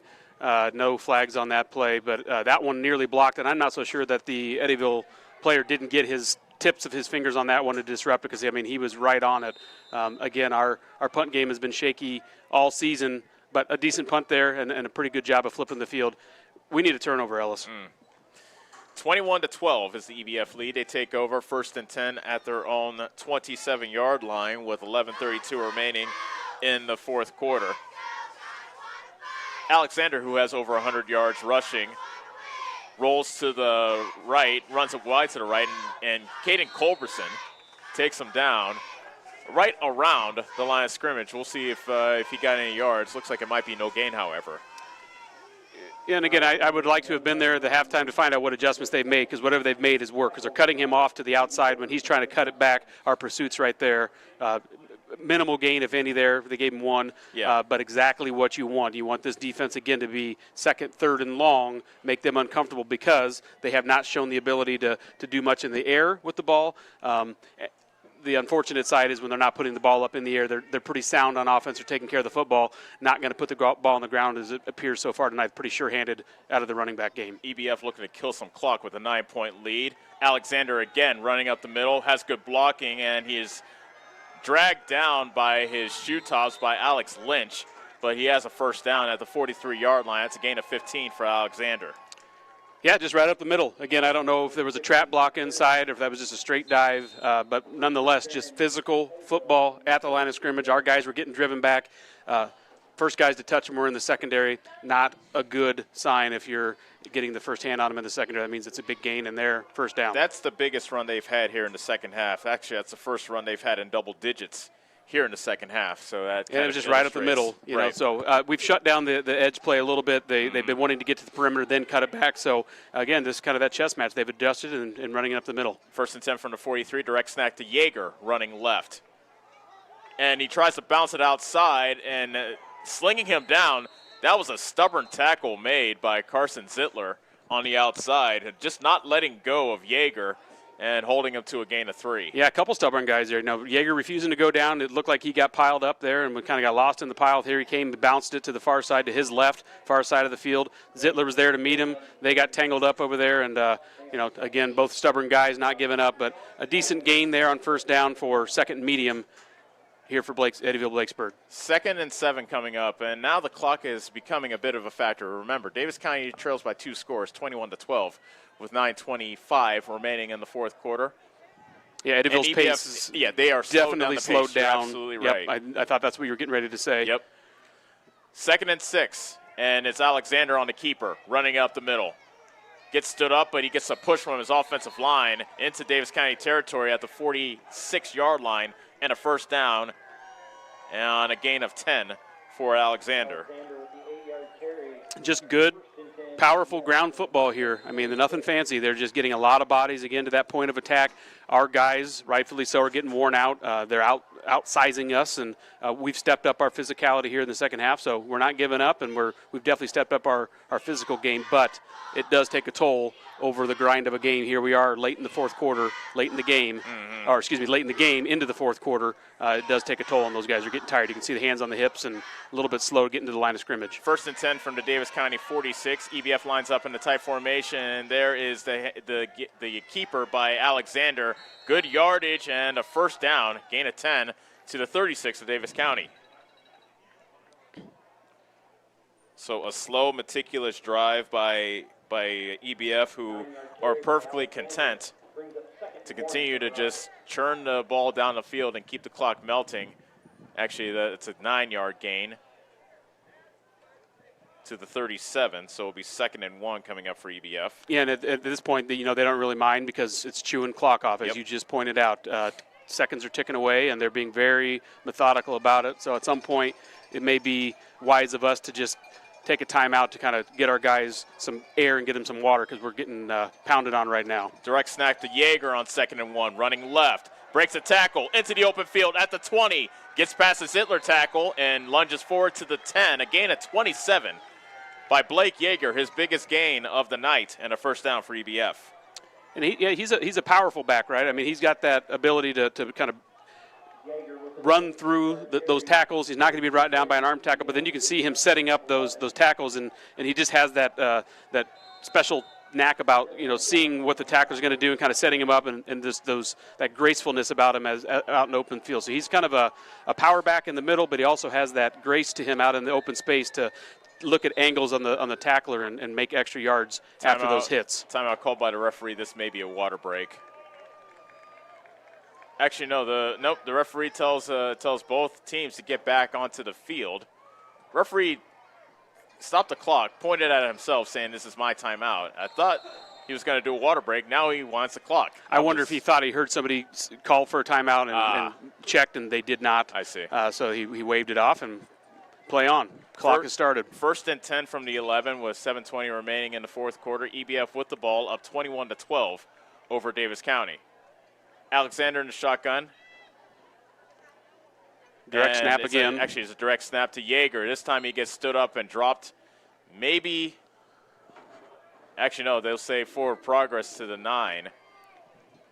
Real nice stick there out of Clayton Smith. You could see it was kind of hard to see what happened there. It's like he just hit a wall and fell backwards. Well, that wall was Clayton Smith and just met him right at the line of scrimmage and put him on his back. So right, it was the line of scrimmage, and it's no gain for Yeager. Very nice tackle out of him, out of the senior at the linebacker spot there. We've got to get stubborn here. If we have any chance of this, we have to continue to do that. Those are the kind of hits, and that kind of stick is where you can knock that ball loose. Otherwise, these guys have been very, very, as I pointed out, sure-handed, not going to be giving it up easily. You bring up Smith. He's the leading tackler coming into this game for Davis County. 2nd and 10 from the 11 for EBF. Alexander, Culbertson could not quite bring him down behind the line of scrimmage, and Alexander's able to get out of his tackle and run it forward to the 5. That's a gain of 6. A nice job by Culbertson. He knifed through there, got his hand on him, but you have a very experienced running back out of Thane Alexander, who's a senior, big player. 6'1", 180, versus Culbertson, who's a sophomore. They don't have his size, but he's not 180. He'll get there someday, but definitely that experience out of the senior, both Yeager, actually Blake Yeager, only a freshman. Is that true? That's what they have him listed at. So I was expecting him to be at least a junior with his size, but I looked up there and they have him listed as a freshman. So anyway, they're not going down easy, and that time the senior quarterback definitely showing that there. 3rd and 4 from the Davis County 5. Alexander on the keeper, sidesteps the tackler, lunging forward towards the goal line. Touchdown. It is a touchdown for EBF. That is most likely the dagger, a back-breaking 5-yard run by Alexander to stretch out the EBF lead, 27-12 with the extra point coming up. Yeah, just methodical. I mean, that it reminds me of what we saw out of what I expected to see out of Mid-Prairie. We didn't get to see them, but that's what we saw last year when my partner Ryan and I traveled there to Mid-Prairie. Just this methodical, grinding game where if you don't take care of the ball on offense and have sound special teams, they're just going to continue the ball grinding on the ground and wear you out. So nice job by them. I was not expecting them to be this physical, and they definitely have proved me wrong out of their offensive play tonight. EBF appears to be going for 2 as they line up in their customary formation. Alexander running left into the end zone for the 2-point conversion, and with 5:29 remaining in the 4th quarter, EBF with a touchdown to put themselves in a very comfortable position in this game. They lead Davis County 29-12. We'll be back in 30 seconds on the Ottumwa Radio Group Sports Network. Get back to your life sooner with orthopedic care at Davis County Hospital and Clinics. Whether it's a shoulder or knee problem or a broken bone, Davis County Hospital and Clinics is here for you. Our specialists and team members will treat you with care from your first visit to surgery through rehab and therapy. Comprehensive orthopedic care isn't a long drive away. It's right here at Davis County Hospital and Clinics, building better, healthier lives. You're watching Mustang football on the Ottumwa Radio Sports Network.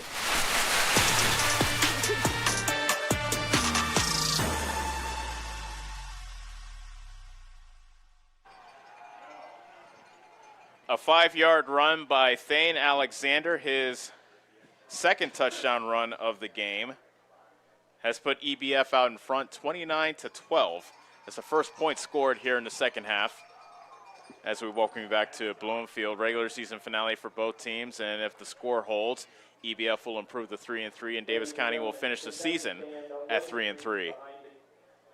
Press box now has $2 hamburgers.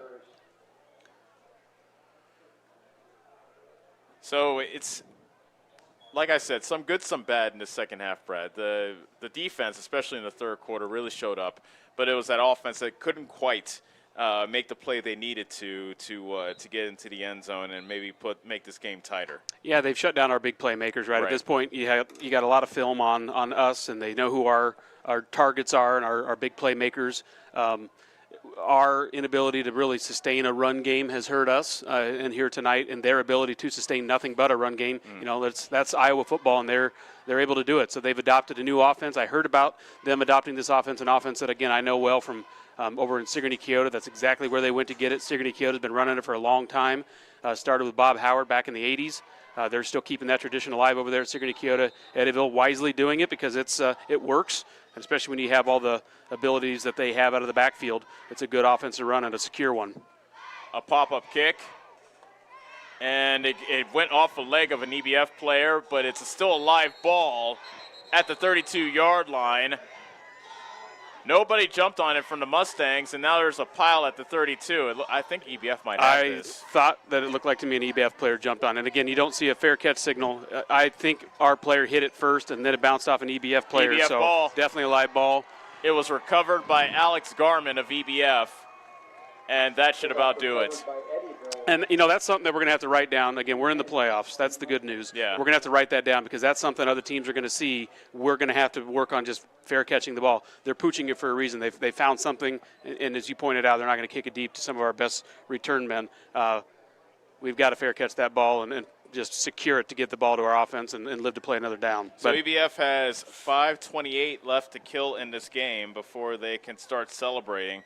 And what is that, our third turnover of the game? Yeah. Yep, two on special teams, one through the air. Yep. That really is the difference in the ball game. Actually, fourth turnover. Yeah, because there's been 2 interceptions thrown by Mater. Yep, and they've taken advantage of all of them but one on those turnovers. Oh, no, you're right. It was three turnovers, the second fumble, and 1 interception by Mater. Yeager running tight to the left. Down at the 25-yard line. That's a gain of 7 for Blake Yeager. As now it's just a point where EBF stays with what they know, and this is where they're comfortable, Brad. They're up by 17. The clock is definitely their friend as we proceed to the 5-minute mark of the fourth quarter. So just stick to what you know, and you'll come out of this winners. Yeah, and it is frustrating to be on this side of it when there's nothing really you can do. Right. Because again, they're just very sound. They have a good 1, 2, 3, and sometimes 4 punch attack. They're not going to put the ball on the ground. And here you just have to dig deep, have pride, play clean, and just make some plays when plays are there to be made. Another direct snap to Blake Yeager, running up the middle. Yeager has a first down at the 19. Another 6 yards for Yeager. And these are those moments in the game where you find out what you're made of. Are you going to quit? Because they're not done, right? Everyone gets to play on, and you're going to have these moments in the game coming up in the playoffs. And guarantee this may be the team we see. You never know. You never know. We'll see you tomorrow. You said by noon, but you build character in these games. When you're down, you're obviously beat. You got to continue to do things the right way. Continue to play your assignments. Try to win your matchups, and just get better every single play because there's another game to be played next week. 1st and 10 from the Davis County 19 for EBF. 4:14 remaining in the fourth quarter. EBF leading 29-12. And EBF calls timeout. It looks like they let the play clock run down as much as they could, and then they decided to call timeout as they are definitely in clock-killing mode. Let's take a 30-second timeout, and we'll be back when after the 30-second timeout. It's 29-12 EBF with 4:05 remaining in the fourth quarter. This is the Ottumwa Radio Group Sports Network. This is Chris Myrtle at Hamilton Produce. We have what you need to keep everything on your farm or in the shop in working order, including a full line of cattle chutes and calving equipment. We are also your best source for the most competitive prices on LP gas. Check out our full line of Carhartt clothing and dry shod boots. And did we mention we now carry Orca coolers as well? Hamilton Produce, your one-stop shop for all your farm and hardware needs, just off the square in Bloomfield or on the old Brick Plant Road in Ottumwa.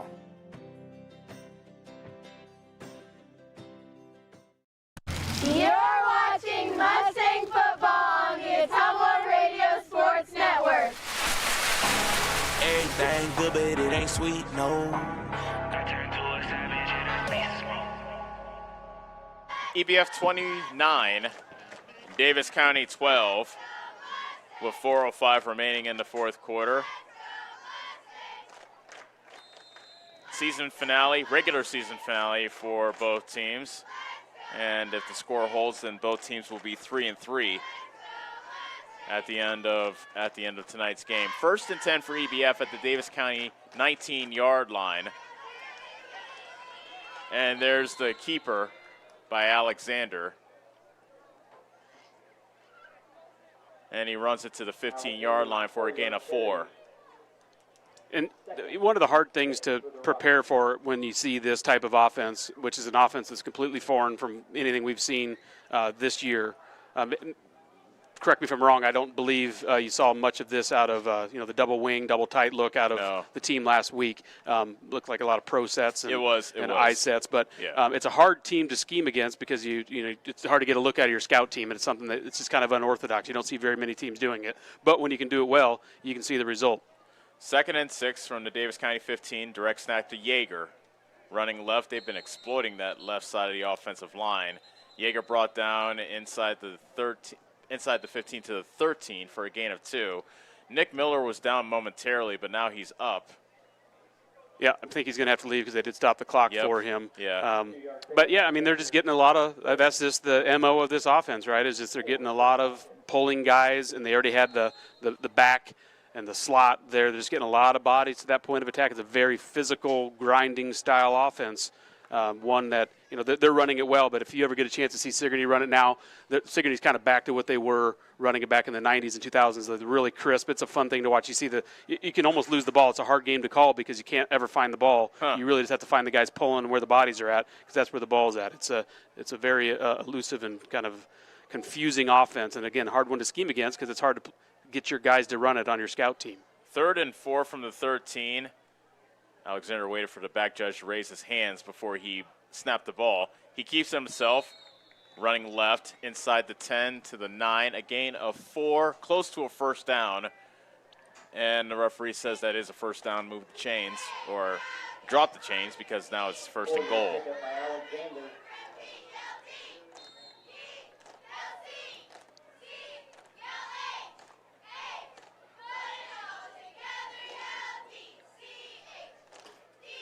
That was the 21st time Alexander carried today. Well, they did not give him a first down. No, I guess they right did. at the stick. So from clear on the opposite side of the field. I was with you. I thought it was a first down. Are they going to? Yeah, they're going to measure. So the clock is stopped with 2:11 left to go in the 4th quarter. Okay. EBF leading 29-12, and this is just basically for window dressing. Chains are stretched, and it looks like he's short. Just a bit short. Maybe by about a foot. Referee raised up fist to signal 4th down.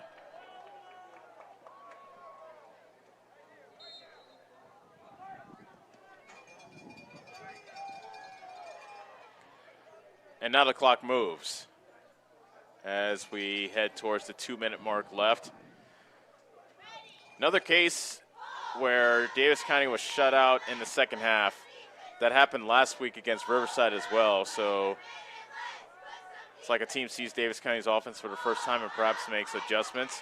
4th and 1. Yeager dragged down from behind, but I believe he has a first down. Hayden Bose tried to get him before he crossed the 9-yard line, but looks like he only needed to get 2 to 9, and that's a first down. 1-yard gain by Yeager, and I believe EBF can just take a series of knees right now and salt away this game. I have been very impressed tonight. I was not expecting this level of physical play. Just a little tape that I saw, again, they obviously were able to move the ball against West Burlington, somebody who was physical, so they have the ability. They got some big bodies up front, and they're just sound in what they do, and they have multiple options in what they do, and they're good at it. Here's the thing, Brian, this is like a completely different offense than we saw last year. They were more kind of like Davis County, more of a pro-style offense. Yeah, and you have a better memory than I do with that. I don't remember that. And there's Yeager running it in for the touchdown. Yep. To put the finishing touches on this EBF victory. Yeah, so he just took the direct snap again, kind of went up the middle, made a cutback to his right, and it's found nobody there waiting for him on the cutback and an easy scamper to the end zone. 9-yard run by Yeager. You know, as we were saying, I had heard that they put this offense in, and it's a hard one to get down really good at, and they're doing it pretty well. They're not doing it at a real elite level yet, you know, when you see the things really clicking in place, but definitely making improvements week by week and a potent offense. Again, it's just a hard offense to plan for because there's a lot of timing that has to take place when you have all those moving parts and the spin back there. Extra point by Olivas, the hold by Alexander. And the extra point is good. And with 1:12 remaining in the 4th quarter, it is now a 36-12 ball game. EBF now beating Davis County by 24. We'll be back in 30 seconds on the Ottumwa Radio Group Sports Network. Hi, I'm Eric, owner of Spillman Auto Parts. We have thousands of used parts that would fix that annoying problem with your car. Dennis, Gary, and John are ready to take your call and save you money. You can also check out our eBay store and buy parts directly on our website at spillmanauto.com. And don't forget to check out our great selection of rebuildable cars, trucks, and SUVs. We look forward to meeting you at Spillman Auto Parts in Bloomfield. Go Mustangs!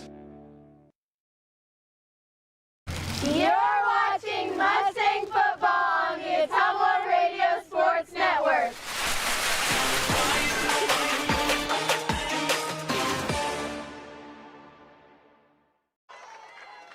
A 9-yard run by Blake Yeager has put this one out of reach of Davis County. 36-12 is Davis County lead, and we'll see this pop-up kick again by EBF. This is giving Davis County fits. 2 turnovers on kickoffs for Davis County. Another high pop-up kick, and it comes down this time to Zittler at the 34-yard line. He shakes a tackler and gets tackled at the 36. Minute 10 remaining in the fourth quarter. So Davis County has one more opportunity with the ball before the end of this game. And this is one of those games, Brad, where the score was 21-12 heading into the fourth quarter. It's just one of those things where it was a tight game throughout, and then just EBF was able to take control in the fourth quarter. Yeah, it just wears out, and then once you start getting down and, the game's out of hand, you kind of you lose that energy, which we didn't have great energy tonight to begin with. It just came out a little bit slow again, and they just have grinded, and that's just a hard game to play when you're just getting worn on the whole time and expected to keep making plays. It's just tough, and they kudos to them. They kind of shut down our big playmakers on offense, and we didn't have the ability to grind it out on the ground like they do, and it just has taken its toll in that offensive defensive line play. They've won those battles tonight. Davis County looks like they have no devices to try to move this ball, as Mater will take a knee. Mater takes the knee. And so Davis County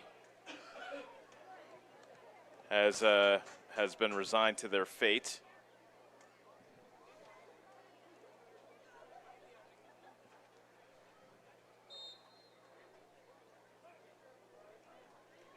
So a couple more knees, or actually one more knee by Mater should do it.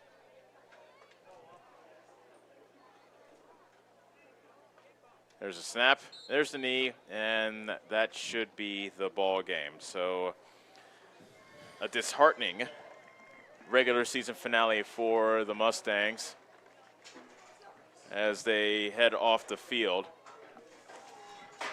As the clock ticks down, both teams and the EBF sideline celebrates a 36-12 win over Davis County in what was a disheartening second half for the Mustangs. But we'll take a break. When we come back, we will tell you all about this one. Davis County falls to EBF by the final score of 36-12. We'll return in 4 minutes on the Ottumwa Radio Group Sports Network. When it comes to the safety of your children, be sure to make the right choice when they start driving. At the Right Choice Driving School, they treat each student like family and do their utmost to provide each student with the necessary information and techniques to become a lifelong, safe, responsible driver. Sign up for driver's education today and you can start tomorrow. They are open to students in all Iowa districts. Go to therightchoicedrivingschool.com today for more information. Proud sponsor of the Davis County Mustangs. Yes, the great outdoors is wide open. So why not make the most of it? Expand your family's freedom with the off-road's best. Like the only built-in GPS that doesn't require a cell connection. And group tracking that lets you spread out and stay together. Upgrade your ride for as little as $5 a day. Polaris. Think outside. Stop into Slayton Polaris, located 8 miles south and west of Pulaski. The busy farming season is here, and Nutrient Ag Solutions in Bloomfield is the best place to go for all your seed and fertilizer needs. They're focused on one thing and one thing only, providing their customers with the best products and services to grow the best crops possible. Farmers call them today for liquid and dry fertilizers, starters, small seed, and corn and soybean seed. They also offer crop protection chemicals and custom application. See why other area farmers are turning to Bob Lawson and the staff at Nutrient Ag Solutions in Bloomfield, where results in your field are always their first concern. Go Mustangs! Go Mustangs! Go Mustangs! Go Mustangs! Go Mustangs! Go Mustangs! Go Mustangs! Go Mustangs! Go Mustangs! The Davis County Mustangs would like to thank the community for their continued support. Get back to your life sooner with orthopedic care at Davis County Hospital and Clinics. Whether it's a shoulder or knee problem or a broken bone, Davis County Hospital and Clinics is here for you. Our specialists and team members will treat you with care from your first visit to surgery through rehab and therapy. Comprehensive orthopedic care isn't a long drive away. It's right here at Davis County Hospital and Clinics, building better, healthier lives. The busy farming season is here, and Nutrient Ag Solutions in Bloomfield is the best place to go for all your seed and fertilizer needs. They're focused on one thing and one thing only, providing their customers with the best products and services to grow the best crops possible. Farmers call them today for liquid and dry fertilizers, starters, small seed, and corn and soybean seed. They also offer crop protection chemicals and custom application. See why other area farmers are turning to Bob Lawson and the staff at Nutrient Ag Solutions in Bloomfield, where results in your field are always their first concern. Yes, the great outdoors is wide open. So why not make the most of it? Expand your family's freedom with the off-road's best. Like the only built-in GPS that doesn't require a cell connection. And group tracking that lets you spread out and stay together. Upgrade your ride for as little as $5 a day. Polaris. Think outside. Stop into Slayton Polaris, located 8 miles south and west of Pulaski. Are you installing a new septic system? The man to call is Jody at Geotech Sand and Stone. They have state-certified septic sand, as well as top-quality black dirt, fill sand, and washed gravel for landscaping. They also have large rocks to add to your landscaping. Geotech Sand and Stone has very competitive prices. Stop out and get a load, or have one of their contractors haul it for you. Call Jody today for more information at 799-1235. That's 799-1235. Geotech Sand and Stone, 3 miles west of Eldon on River Road. You're watching Mustang football on the Tumblr Radio Sports Network.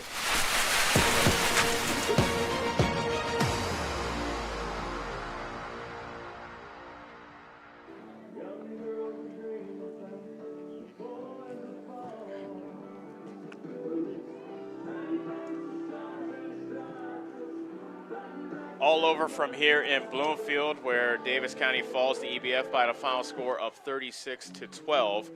Ellis Kojo back here with Brad McCloskey. And like I said, the third quarter was so encouraging because Davis County trailed 21-12.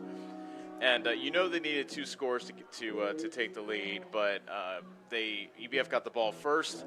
They forced a 3 and out. Davis County, however, was able to get it into EBF territory, but a couple of things went wrong for them. They turned it over on downs, but then they got EBF to punt. They had the EBF turn it over on downs themselves in Davis County territory.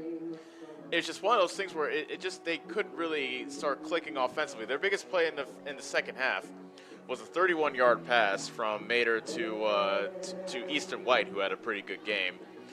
But they just couldn't quite get into the red zone and really put a lot of pressure on the Rockets in that second half.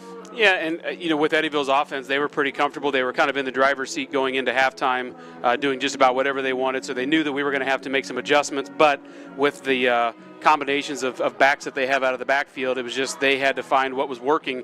And they just play a very frustrating style of offense if you're defense, right? I mean, it's hard to scheme against, and they just grind on you. And we see a lot of this in Iowa football, especially in the smaller classes. You find these teams that when they run it well, and you don't find the way to get them in those third and long situations, they're just going to grind out the clock and out physically, and that's what happened here in the second half. The Davis County, after a scoreless third quarter, Davis County was on the doorstep of EBF's red zone, and they had a chance to get it into the red zone. I think the key sequence in the beginning of the fourth quarter was the delay of game on 3rd and 10 that turned it into 3rd and 15, and then an intentional grounding on a play call. We'd never seen that play before, so Davis County tried to reach deep into the bag of tricks, try to pull out a play that nobody's seen before. It didn't work out well. It turned into an intentional grounding on Carson Mater. They were forced to punt, and Davis County seems like that type of team that rides momentum, rides emotion, and when they were unable to even get points on the board after having the ball for 3 times, I think that finally took the wind out of their sails. Yeah, and they're a big play offense, right? They want to get the big play, and in that situation, they needed a big play. They were trying to set up some kind of screen play there, like you said, something deep in the bag of tricks, and weren't able to do so. And again, when you turn the ball over there, they give them decent field position. They have the ability to just kind of wear on you. Saw a fast-paced offense in the first half, and saw a very different, more methodical, slower, just purposeful offense out of the Rockets there in the second half. And again, just a frustrating offense if you're a defensive player like I am, for them to just be so methodical and just grind it, and nothing you can do about it. So EBF scored 2 touchdowns in the fourth quarter to pull away. They turned a 21-12 third quarter lead into a 36-12 win over the Mustangs. Thane Alexander had 21 carries for 177 yards, 2 touchdowns on the ground. They only completed 1 pass in this game, Brad, for 10 yards.